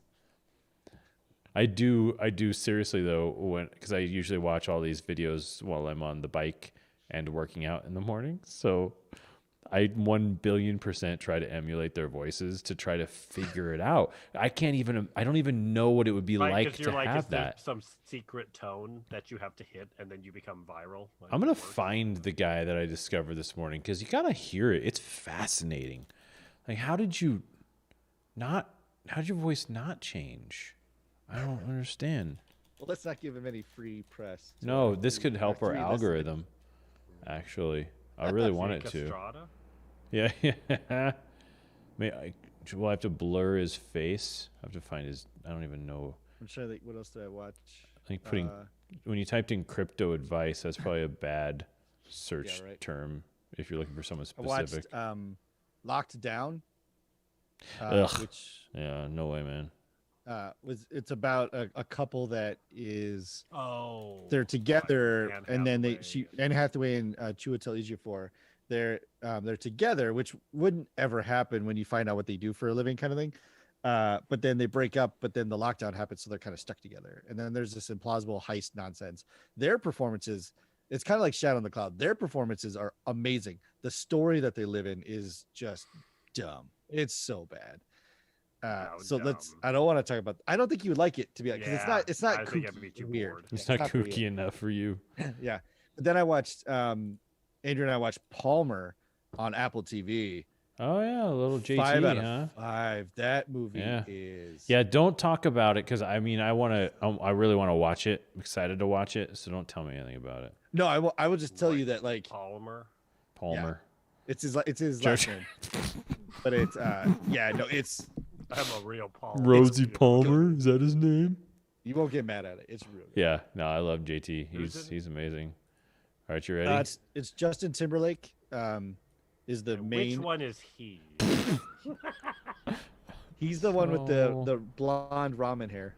So who's that Yes, guy? he did have ramen hair. All right, are you ready for this? Hang on, I'm gonna put it up on the screen. Oh, you guys aren't gonna be able to hear it. Are you gonna be able to hear it? There's a way in Zoom, if you share your screen, there's a checkbox that you Okay. can click share audio. Okay. Share screen, participants, share audio. Oh yeah, you're right. There is. This is gonna. No. I'm actually here. I'm not a cat. It's a Share Zoom joke. screen. I'm I touching. am actually here. Nah, it's I gonna. am not a cat. All right, I'm not gonna do it. Doctor I don't want Who. to be annoying. Okay. Okay. Let me switch back over to the Well, too late. smoking. Whoops, screwing herds after dark. Too late, bro. Good try. There we go. Where'd the Facebook stuff go? Oh, What'd boy. you do? What happened? Oh, there it is. What happened? There we go. Just wanted to make sure nobody commented in the 30 seconds that I was away. Nope. Thank goodness. Coulda. I watched. So the reason I brought up Birds of Prey a lot is because it's on my brain because I watched it this week as well. What'd you I think? almost watched it one night. I have- That would. I mean, it's another. It's like the perfect example of a movie that I would go, no, you don't need to watch it. Don't bother. Nothing about it's going to be interesting or life changing. It's a bit of a mess. It's also super insular. It's the thing that Deadpool 2 made fun of, where Deadpool's walking through Xavier's school for gifted youngsters, and he's like, so what, we couldn't afford like a real other X-Man to be in this movie. Right. It's that, where it's like the Joker's in a bunch of scenes, but it's the back of an extra dressed as the Joker. So that immediately takes you right out of the movie. Like they couldn't afford to just for like a day bring in Jared Leto and shoot a couple of like just a couple of moments with them together. Well, it doesn't. It suffers because the trend and pattern now is if you make a superhero movie with existing characters, you need to forward a longer timeline. And Birds of Prey doesn't do. It makes no. But they the only- don't. right. That's the thing. That's why it fails. Is because it is aware that she was jilted by the Joker.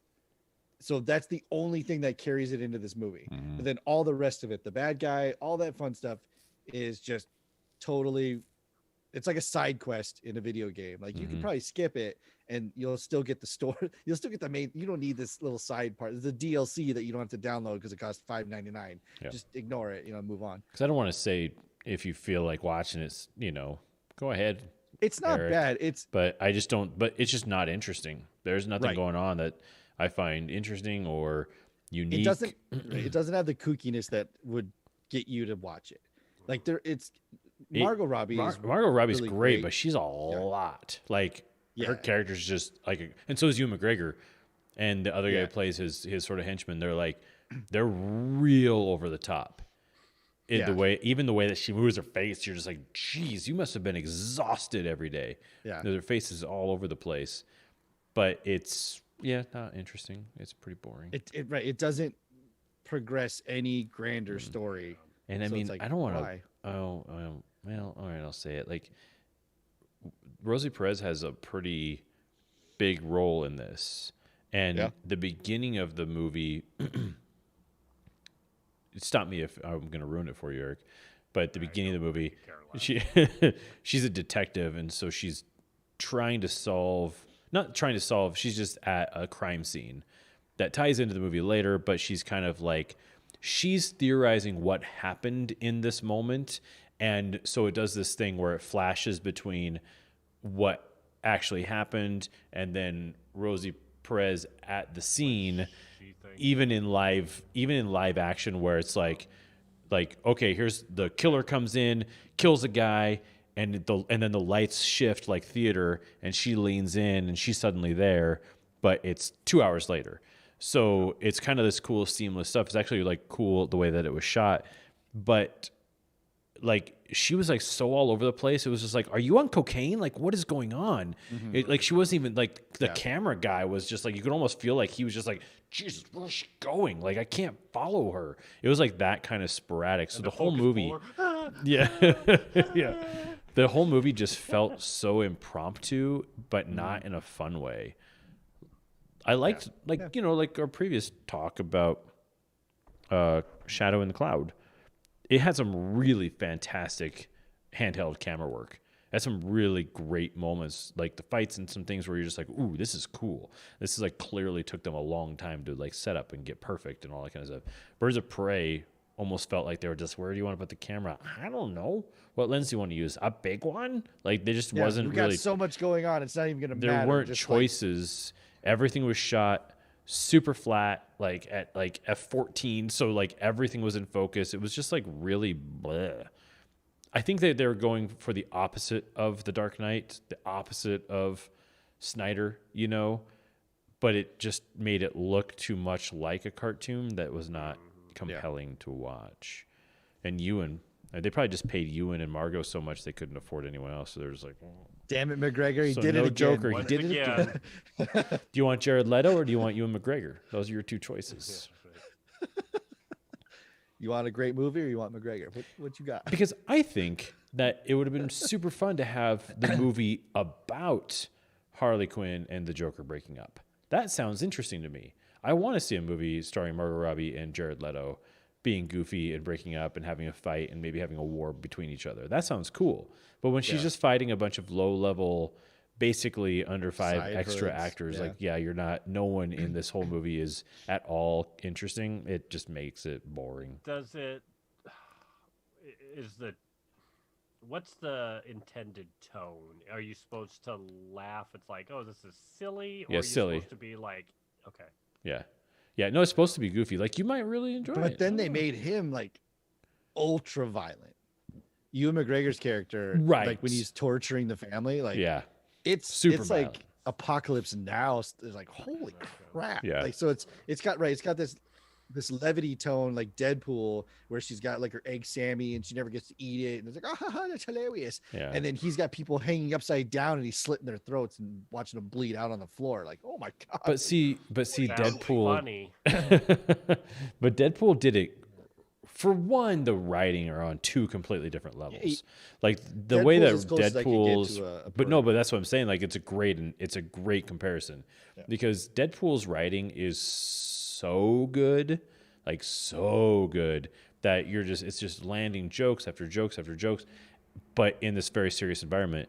Whereas this one, the writing was not so good, and the jokes aren't really landing either.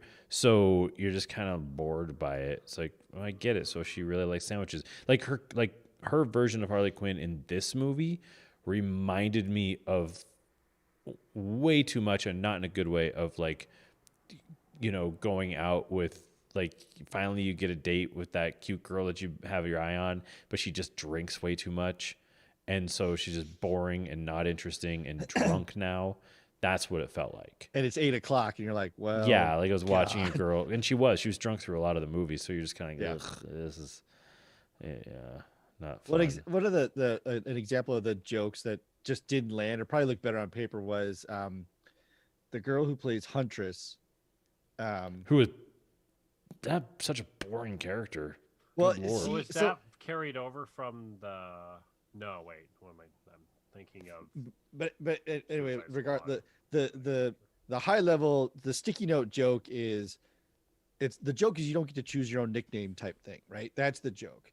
So she comes in, starts beating dudes up. She's shooting a crossbow, and they're like, "Who are you?" She's like, "I'm Huntress." They're like, "Nope, it's Crossbow Girl," or something like that. Crossbow killer. Crossbow killer, and she's Yeah. like, "No, I'm the Huntress." Like, "No, that doesn't work because why do you use a crossbow? I don't. What are you hunting?" And it's just one of like, all right, on paper that joke has legs, but then like when you actually put it out of somebody's mouth, like, Yeah, it didn't Yeah, work. probably takes a ton of finessing, and it probably, frankly, you write it down, you shoot it, and you go, okay, that doesn't work. How Yeah. do we improv this and make it work? And then you maybe find it. Yeah, there's a she's lot like, of "No, that I'm going the, on. I'm the Huntress." They're like, "Nah, it's too late. Yeah. You don't get to choose your own nickname. It's not how nicknames work." Well, whenever the joke lands, smash that like button. Then you'll be. So Hang out that diarrhea. speaking Make of sure you jokes, turn on notifications. jokes and landing, I posted about a show I started watching. It's on Sci-Fi called Resident Alien. Yeah. Starring Alan Tudyk and a bunch of other, like, really honestly, like, no name sci-fi type people. I think it's great. A lot of people are like, nope, these jokes aren't funny. Yeah. And I can see it because it does take a very specific lean in the joke category Mhm. of, there was another show that I compared it to, which was called People of Earth Mhm. on TBS. It was about these 3 aliens that came down, and then it's about like an abduction support group. It's a great show. It's a phenomenal show, but the jokes are just a little kooky, and it's really about the hubris of alien races being so superior. Mm. But then, so Alan Tudyk's character is like, "We're superior, blah blah blah. I'll have no problem fitting in." Da da da da da. But then he can't pick up like the most basic social cues and stuff like that. So it's kind of like, it's like that kind of humor. Where like, "I'm so great." Like, "Yeah, we'll use a can opener." Ooh, about that. Yeah. Like, but it's Alan Tudyk. I mean, national treasure. You mean kind of thing. the guy that almost sideswiped my rental car at the Yes. Grove in Los Angeles, Alan I do Tudyk? mean that. Yeah, Alan Tudyk. that guy who doesn't even bother to look into his rearview mirror in his Chevy Volt. I do. That's the Alan one. Tudyk? Okay, Yeah. just checking. It's the same Alan Tudyk Hired Steve. who Oh, yeah. I honked at and said, "What's your problem, a-hole, Alan Tudyk?" That one? Yep. That one. Yeah. Well, if you remember Alan Tudyk, then smash that like button. But It's one not of our gonna ever get old. friends It's already old. said they didn't like it, and then the jokes didn't land, and he's not here to defend himself. So Right, it's true. My Brian, dad's you're been wrong. watching the show. He really likes it. So, yeah, I think it's definitely got a good chance out there. I mean, Tudyk's Tudyk. yeah, it's got legs. It's really fun. Yeah. I think it's good. It's probably Is it going to be like a Sci-Fi channel. sci-fi channel. Yeah, it's on Wednesdays. But I think it's probably got like, I have a feeling it's like a 1 to 2 season thing. Mhm. Like it's not a 5 seasoner. Kind of like People of Earth. Like it's got a good probably 2 seasons in it, and then they're just gonna run out of, Yeah. like, the shtick is gonna fall. Well, apart. but Monk lasted for a long time. It sounds it's got kind of some of that thing going on, doesn't it? It really depends. I Or mean, not. this isn't a spoiler, but the whole the No underlying Monk spoilers. Monk spoiler, yeah. No, but for Resident Alien, he came here to basically destroy the Earth. Yeah. That was his mission. And then as he was landing, his plane, it's not a plane, his UFO, His B-17. yeah, it was struck by lightning, and parts of it dropped off. Part of that being this like world-ending bomb. So he's like stuck here, and he found an abandoned cabin, quote unquote abandoned cabin, and then has taken over the identity of the resident of that cabin, who happens to be a doctor. And then the pilot is the town doctor dies, So they're like, well, you're a doctor. And he's like, yep, I can do this. I'll be And the third string NHL goalie. I'll never have to. All of our other goalies went out. Yeah. Right. So Get the it Zamboni starts out guy. kooky, and then you find out that he was sent here to annihilate us. So Nice. it's definitely going to have those like, I'm going to learn to love everyone type of thing. But it's got some really funny stuff in there too. So like I said, I think that's why I think it's only like a 1 to 2 episode. Right, because he's definitely got that superiority thing of like, you guys are all just monkeys, and I'm a much more intelligent. A much more intelligent monkey. Now, tell me how to use this can opener. Now talk to me about alcohol. But yeah. Say hello to Friday. Hi, Friday. Friday says hello to everyone. Hi. Thanks for listening, Friday. From Iron Man? Yeah. He could be from Iron Man. What have you been watching, Eric? I watched a little more of the season 2 of Harmon Quest, which again isn't new, but have that. And then, I watched for my other cast, Psycho Gorman. I've seen something pop up. Zany, super campy, like a take on Amblin 80s movies, like kind of taking the E.T. premise and then twisting it 185 times. Yeah. Yeah, it's funny. It's funny. Nice. It's like the little kids, instead of discovering E.T., they discover like this masochistic intergalactic like demon dude who's trying to destroy the galaxy. Nice. And he's like Pinhead level of torture onto people. Like it's really he's very over the top, but this little girl has this gem that controls him, and so he's stuck having to do whatever she tells him to do. And she's a little monster as well. She's a lot. Yeah. As a character and as a young actress, she goes for it. It's Sometimes you just enjoyable. got to go for it. How did you watch that? It's a good question. Was it? With Was my it like eyes. Prime or With my butt? like it wasn't Netflix, was it? No, what the hell was it? Oh, I think it was on Amazon. You could Amazon? watch it through Okay. Amazon because I couldn't figure it out. And then I was searching, and it was just like, "Good luck, pal. We don't know." I think that popped up in like a recommendation for me, and I was like, "Oh, I know why this is here because I watched Mandy," and Yep.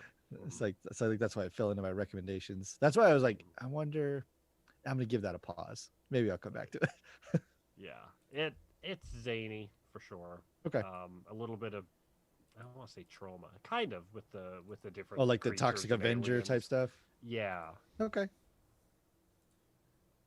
but it's cute. It's funny. Yeah, watch that.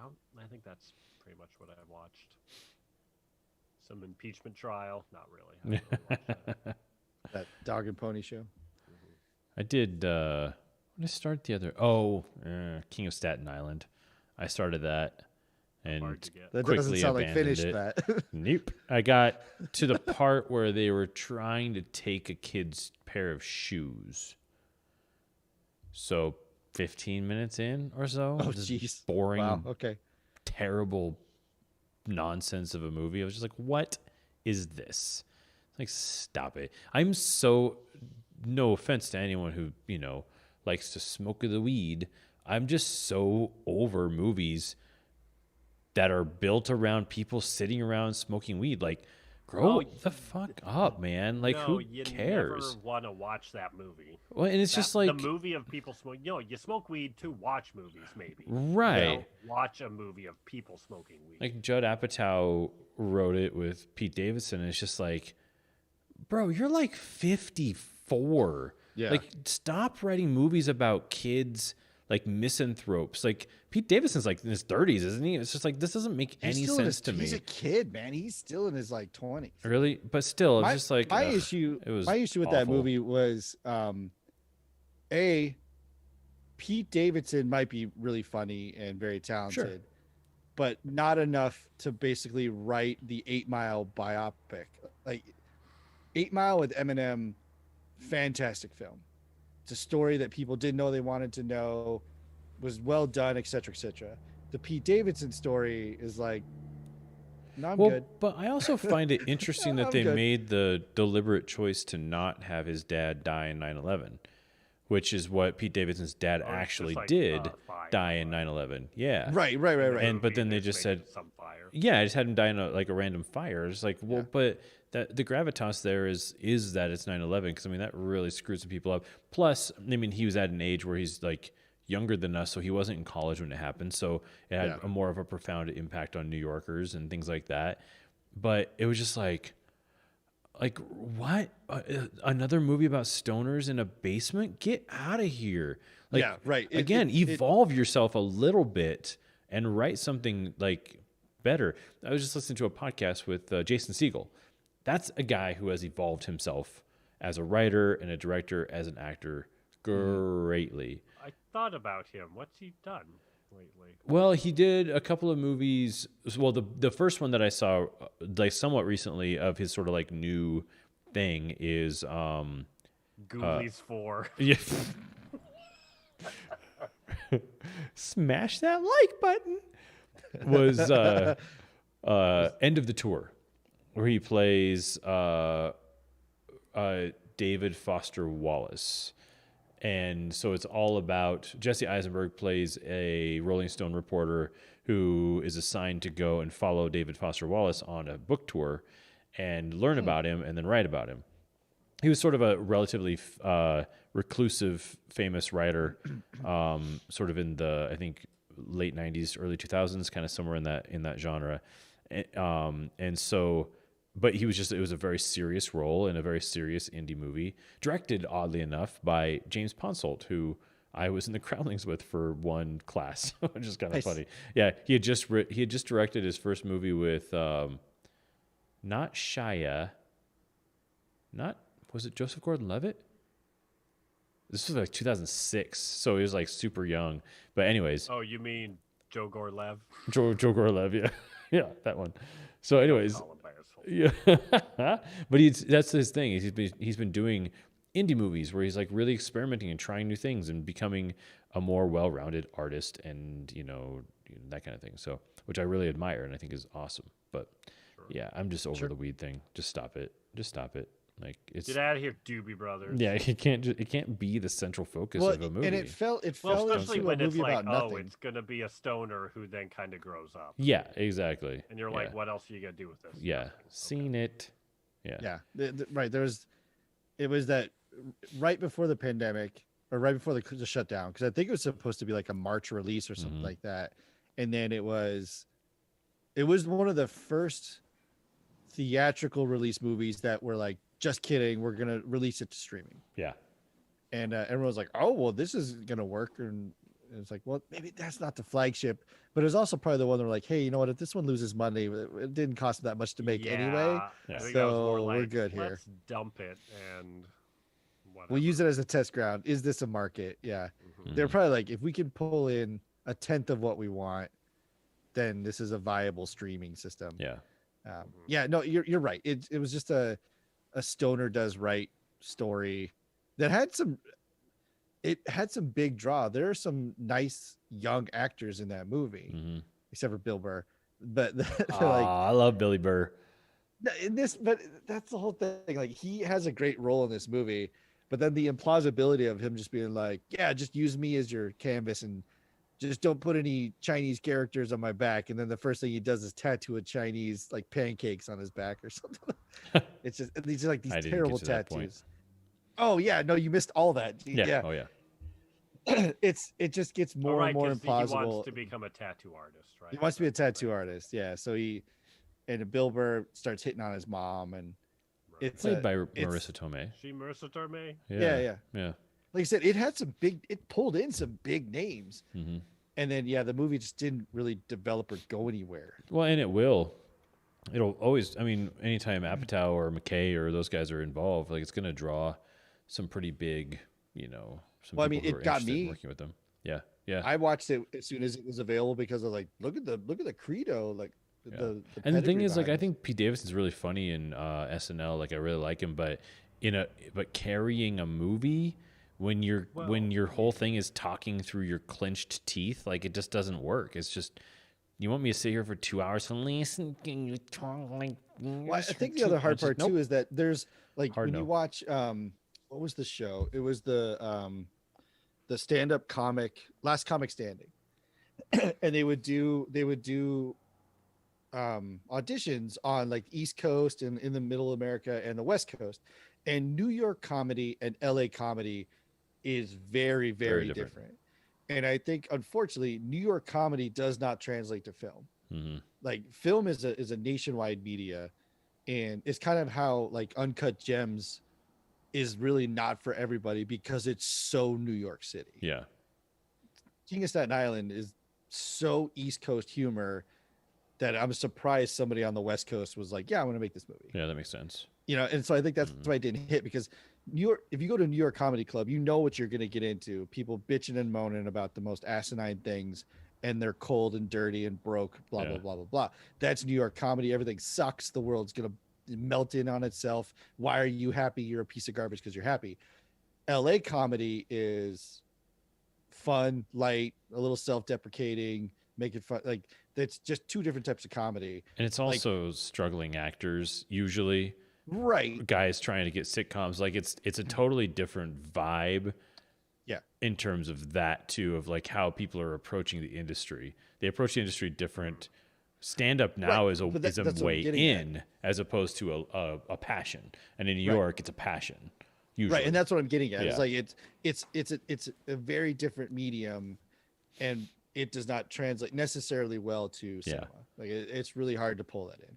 Yeah. Did you I watched like the first episode of Pretend It's a City on Netflix. It's Martin Scorsese produced, and it's like a little series of this lady who's just like I don't even know what you call her. She's just this like little Jewish like lady that looks like Edna from The Incredibles. Okay. The costume Edna designer. Mode? Yeah, and she just complains about stuff. That's the show. Is her just complaining about stuff. Oh, is this the one that? So they did this on SNL last week. Oh yeah. On the weekend, it's with oh god, what's her name? She's famous. She's a very famous lady. Like a writer type of person. Like, And I don't really know what she is. It's got Martin Scorsese, and like the gag they did on SNL is that she just like man, and Scorsese was on the side just like overreacting to it.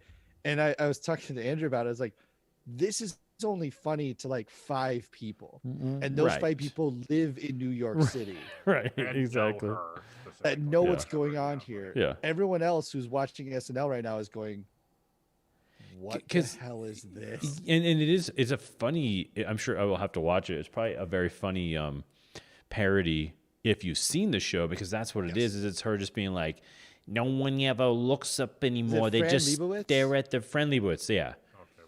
They just stare at their phones, and I'm like, there's other people here. And yeah, and Scorsese's like, you're so right. We're just like, what is happening? Yeah, that was the That's SNL right. skit. What's Like the deal cranked with up. phones? What's the? Because she's like, I don't have a phone. Like she doesn't have a cell phone. Surprise, you know. I was like, who's surprised that this chick doesn't have a cell phone? She's like, I just feel like I walk around and I look, and the whole city's for me because no one's looking anymore. It's like, shut up, like just knock it off. Stop being like so up your own rear end, like you've got it all figured out and you're better than us because you sit on the subway and look at people instead of at a phone or at a newspaper. Yeah. Right. And Oh, then so you you're can better than us. pontificate, and we all have to listen to it. Yeah. And she talks about how the city was smelly once, and I don't know, just like it's very Yeah, smelly now. yeah, exactly.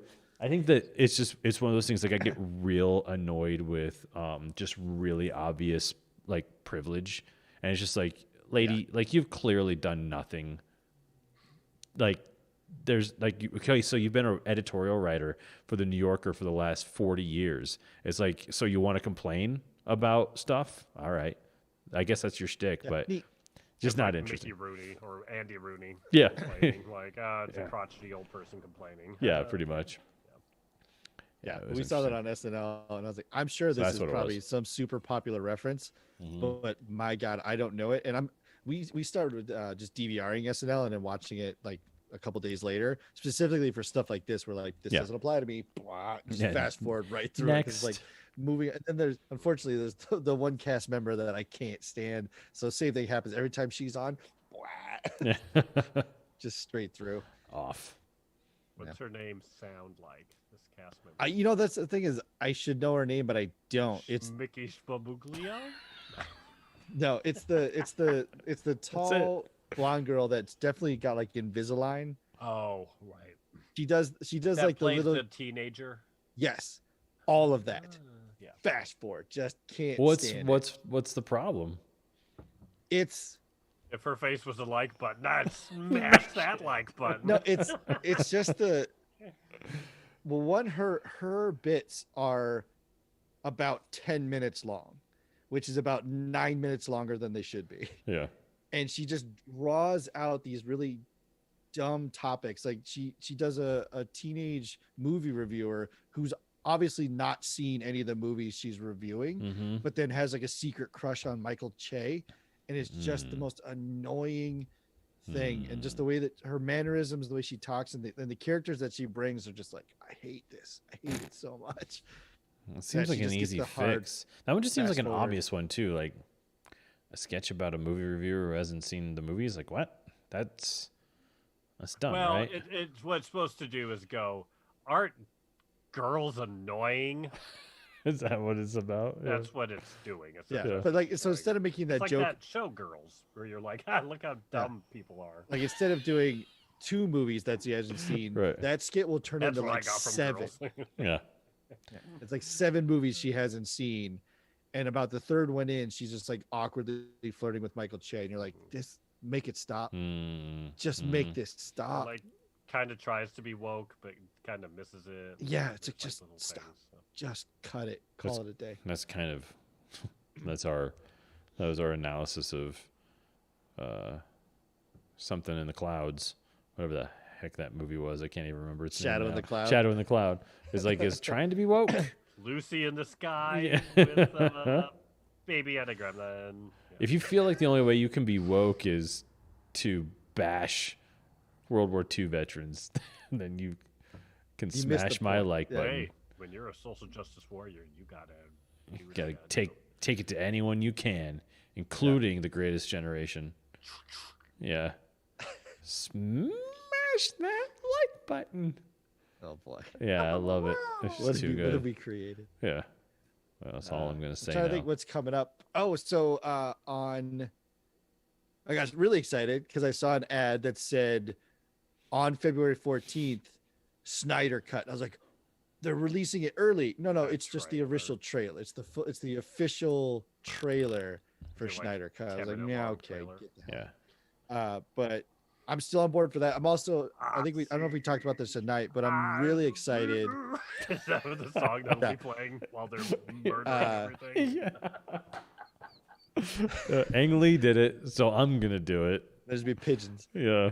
Yeah, no, I'm really excited that Warner Brothers has partnered with HBO and has pushed their entire 2021 release schedule into HBO Max. Just like I said, everything that we were gonna tentpole on for 2021 will be simultaneous theater and HBO Max. And I think I'm on board with that. I think that's super cool. For sure. It sucks if you don't have HBO Max, but it prevents you from like, because I don't think they're doing a Snyder Cut.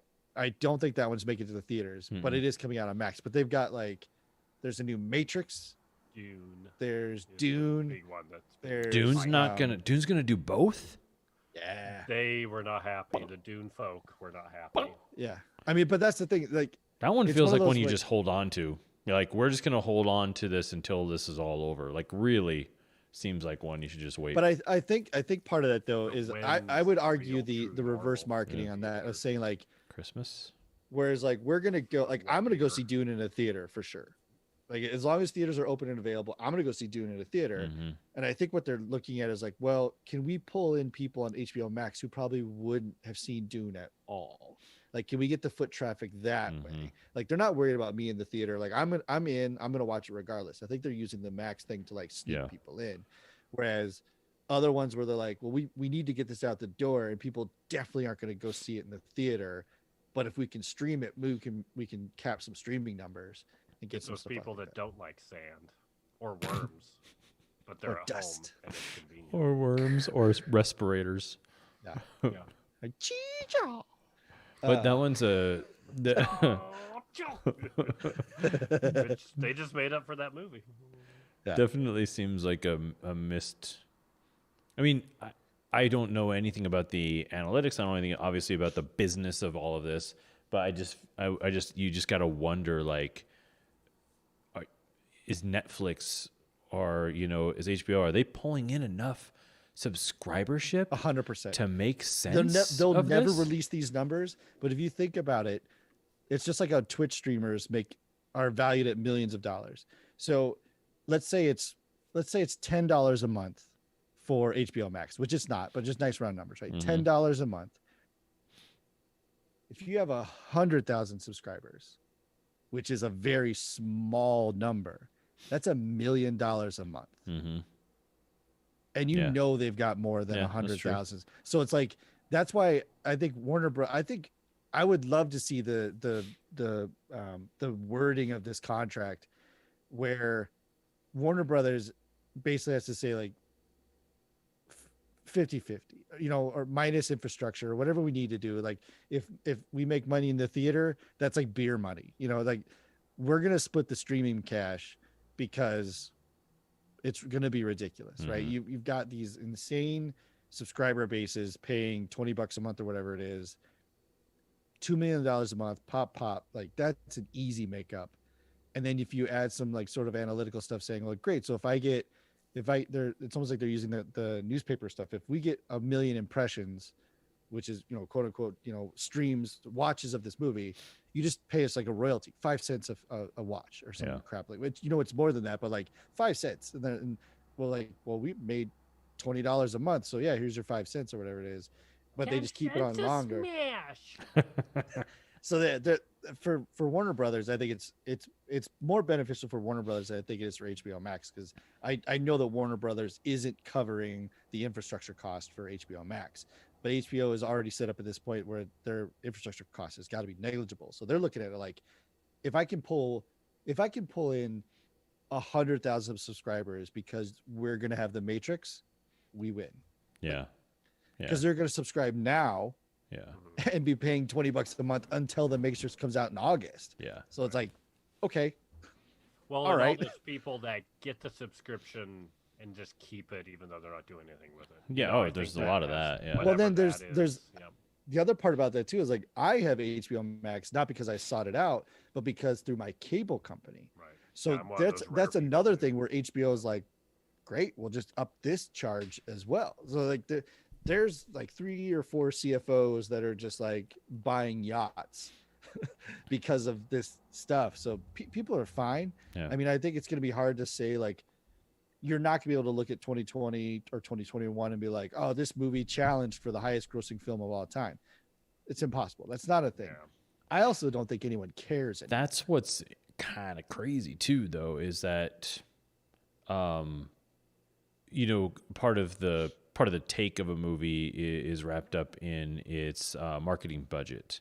And so you spend so much money marketing a movie and getting it out into theaters and doing all of this work on it. This year, still, even into 2021, there's no parties, there's no giant marketing pushes on that same level, especially because you can run the trailers on pre-roll on, OTT and YouTube and all this Instagram stuff. So it's just cheaper. And so I think that for now, definitely gone are the days of the $200 million opening weekend, type thing. It's just not a thing. But that's what I wonder too, is like, do you think we're creeping into the Apple, like the iTunes era of movies, where it's like, okay, movies, you want to make a movie, you're just going to make less money now because it's got to be streamed and theatered at the same time, and everything's just going to be accessible. I think it's going to be hard to go back, to be completely honest. Like once we're all vaccinated and all good to go and the world has calmed down and we can kind of settle back into some normalcy, are theaters going to close? I don't think so. Is there going to be diminished foot traffic? Absolutely. Yeah. But I think that the theaters are going to, and these companies are going to have to change their model. And I'm not mad at that. But yeah, I think the day of like, right, the $1 billion weekend is gone. I don't think we'll ever, unless tickets all of a sudden become $100 a ticket, like we're never going to see the $1 billion weekend. Like I don't think it's going to be a thing. Does that ever happen? I don't know. I don't think so. I think Avengers came wicked close. That's fine. But that's what I'm getting at though. It's like the big marketing thing of like the $500 million. That's not even going to be a thing that anyone cares about anymore. Well, even that like that overnight. What was the because Endgame was definitely trying to do that because it was trying to catch Avatar. Right. So everyone's like, oh, what was that opening day? What's that number? What's we're going to open on Thursday to give us one more day of number. Like I think those days are gone, which I am fine with because that was BS anyway. It was all false marketing nonsense and I hated it. It's like Black Fridays now during Thanksgiving. Yeah.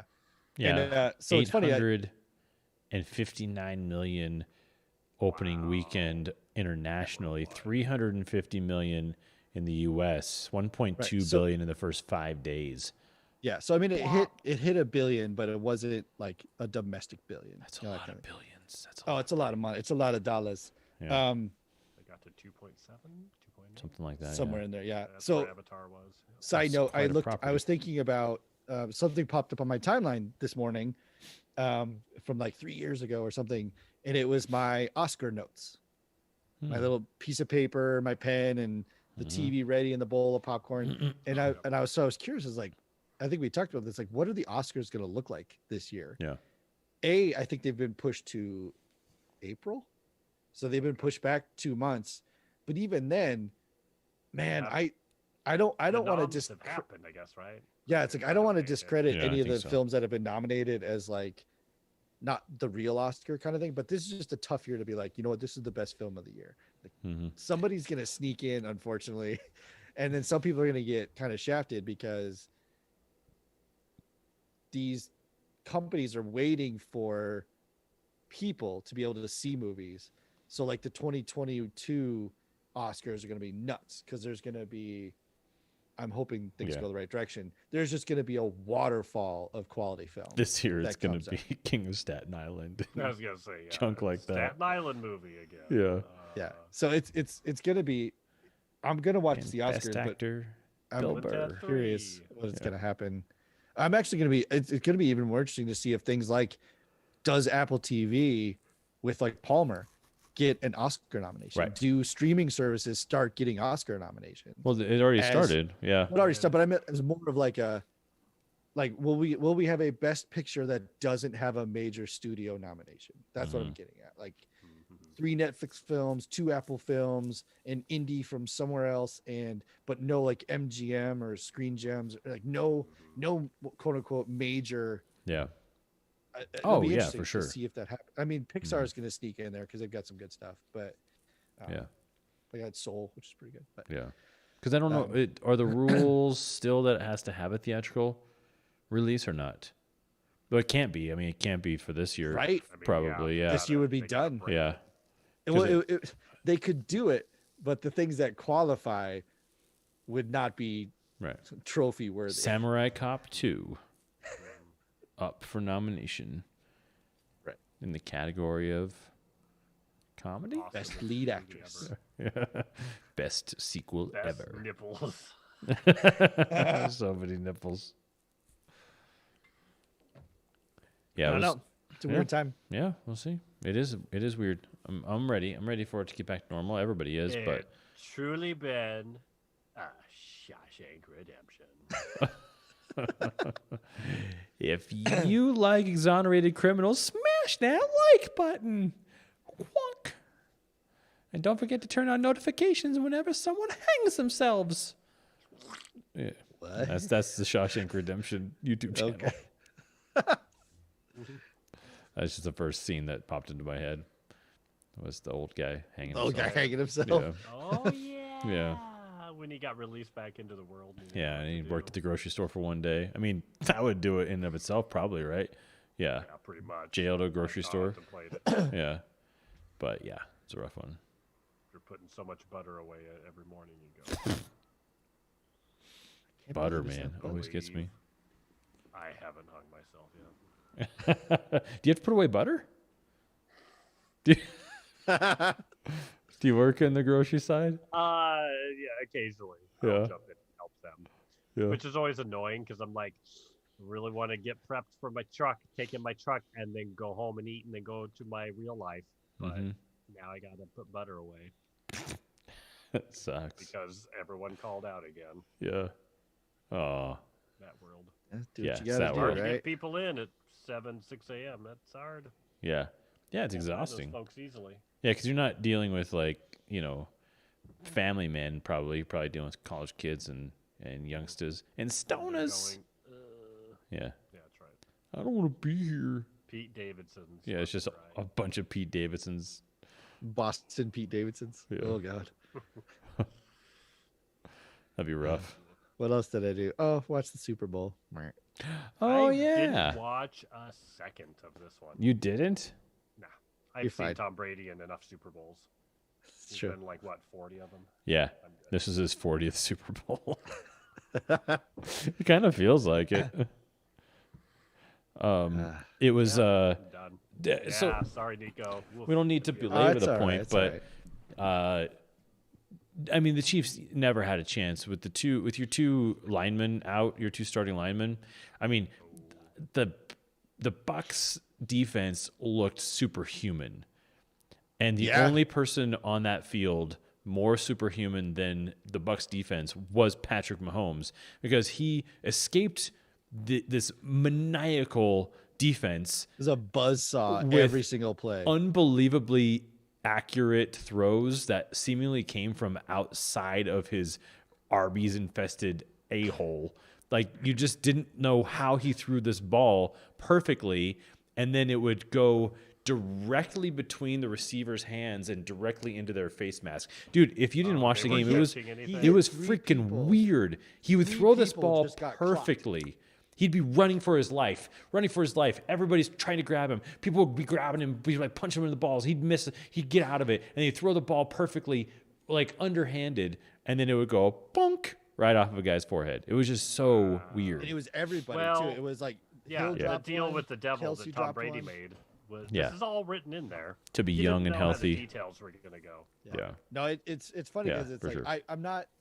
I'm not mad that I'm not excited that they won or lost. I'm not mad that they won or lost because it wasn't the best team, and I don't want to blame the fact that like the two offensive linemen were out, backup center, like they had some struggles going in. That's not an excuse, but Mahomes did everything possible, but he literally had no time to do anything. Mm-hmm. So full credit to the Tampa Bay Buccaneers that You they don't were, have an offensive line, you don't Yeah. win. they They're were the hosed. best team on Sunday, and they proved it. And yeah, and I think it's funny that Tom Brady got the MVP because it's like if you can give Really? the MVP to an entire defense, that's who won that game. Yeah. Oh, for sure. like, Tom he Brady knows was- Hasn't he won it before? Why did you give it to Yeah, him? like 4 times. 'Cause of- It's Because so there's no tough one the else way to that- give it to. Like no one else was on the field that it's- like yeah, but that's the thing about Tom Brady. He doesn't win games on his feet. It's not like a Mahomes character from last year's Super Bowl where he won the game by doing all kinds of miraculous things and he runs and he throws and all this kind of stuff. Tom Brady wins the games by being the most effective general that you've ever seen on the field. efficient. Yeah. So he just pieces it together by passing to that one goes to that guy, that one goes to that guy, that one goes, and then a hand. So and it's just never the same guy with the ball, ever, and then always. Oh, and then Gronk scores. Like that's how it works with Tom Brady.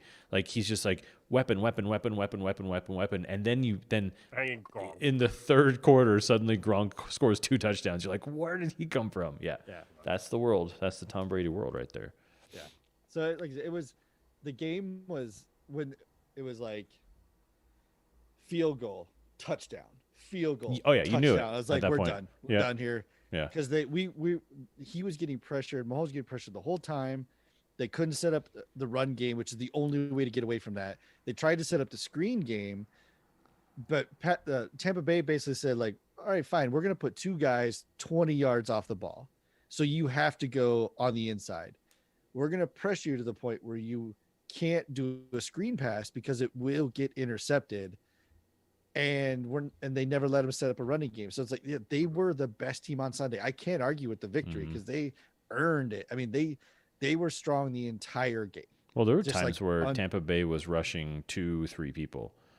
Like that was what's crazy about their game too, where they were like, they would rush 3 guys and everyone else Still was get double teamed and then they'd still get to the quarterback. They'd still get to him. It was crazy. Yeah, it was pretty crazy. Yeah, they were the best team. Yeah. Yeah. It was interesting too that this is kind of a tangential thought too, but I remember there was the big news about like Coca-Cola wasn't going to do ads and Budweiser wasn't going to do ads and all these companies weren't doing ads, blah, blah, blah, blah.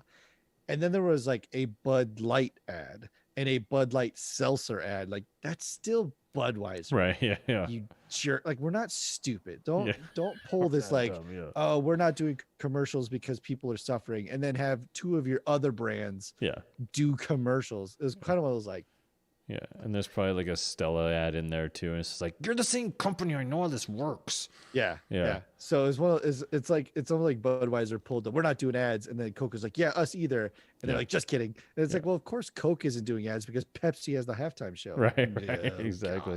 God. That's how Killing this me. works. Then there was this like crappy lawyer commercial in Texas that I know, right? Some dude made. What a I wish I could have seen it doofus. out here, man. I know, right? It'd be sweet. But we did you see Sonny in the Yeah. in the ad with Brad Garrett for Jimmy John's? Yeah. Yeah, that was awesome. Great. That was great. It was like new guy. It's so good.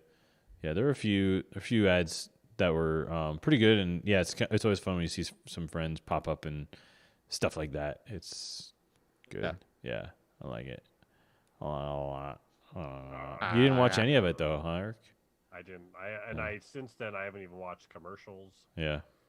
This There is weren't the anything. first year in memory for me, right? Yeah. Because usually even there's Super Bowls, and it's happened because I've been in New England for 16, 17 years, Yeah. and I just got tired of it. Mhm. It's just like because I would just hate watch the Super Bowl many years, and I got even tired of that. And this year I was like, I don't even want to. If Tom Brady loses, I don't even care to watch that anymore. Yeah. Yeah. I don't care either way. Yeah. So That's funny. I was done. Yeah. So. Oh, and before we wrap up, I completely washed over it at the intro of the beginning. Congratulations, Nico. Yeah. You made a baby. Oh yeah. Yeah. I did that. You did. Thank you. You put it right up in there. Good for you. Nice. Yeah. The Yeah, child is approaching in June or July? July. Nice. First child. Mhm. Baby Cancer, Hill. baby? Is that cancer? July. I have to look it up. I don't know. Somewhere in I there. thought you were going like Children's Hospital. I was like, oh gosh, dark. No, he's astrological sign. Dark I knew Dark what you were doing. comedy. Yeah. Yeah, no, little it's number crab. 1. We're doing well. Everyone's doing really well, That's healthy, progressing solid, all that kind of fun Nice. stuff. So we announced over the weekend. Mm-hmm. So yeah. Fantastic. With some Go Star team. Wars Funkos. Yeah. Yeah, we debated about how we wanted to do the announcement. I like that you went both. And by we, do you mean Me. okay, you can pick from these 20 Funkos. That's how. Okay. Right. Well, Where it it's going. started out as we were gonna do because we did the child, the Mandalorian. We did the child type thing, and I said, well, we should probably do something that kind of like is us a little bit, but we can still do Star Wars too. And we went through a couple As of long rounds. as it's Star Wars Funko. It's us. Yeah, it's us.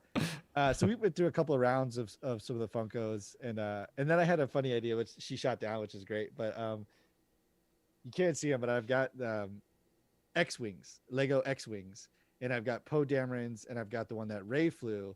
And then for Christmas, they gave me a smaller version of Poe Damerons. I was like, that would be a fun picture because then it's like, boy and girl, and then there's the little one, and people will get it. She's like, no one's gonna get that. That's cute. I like it.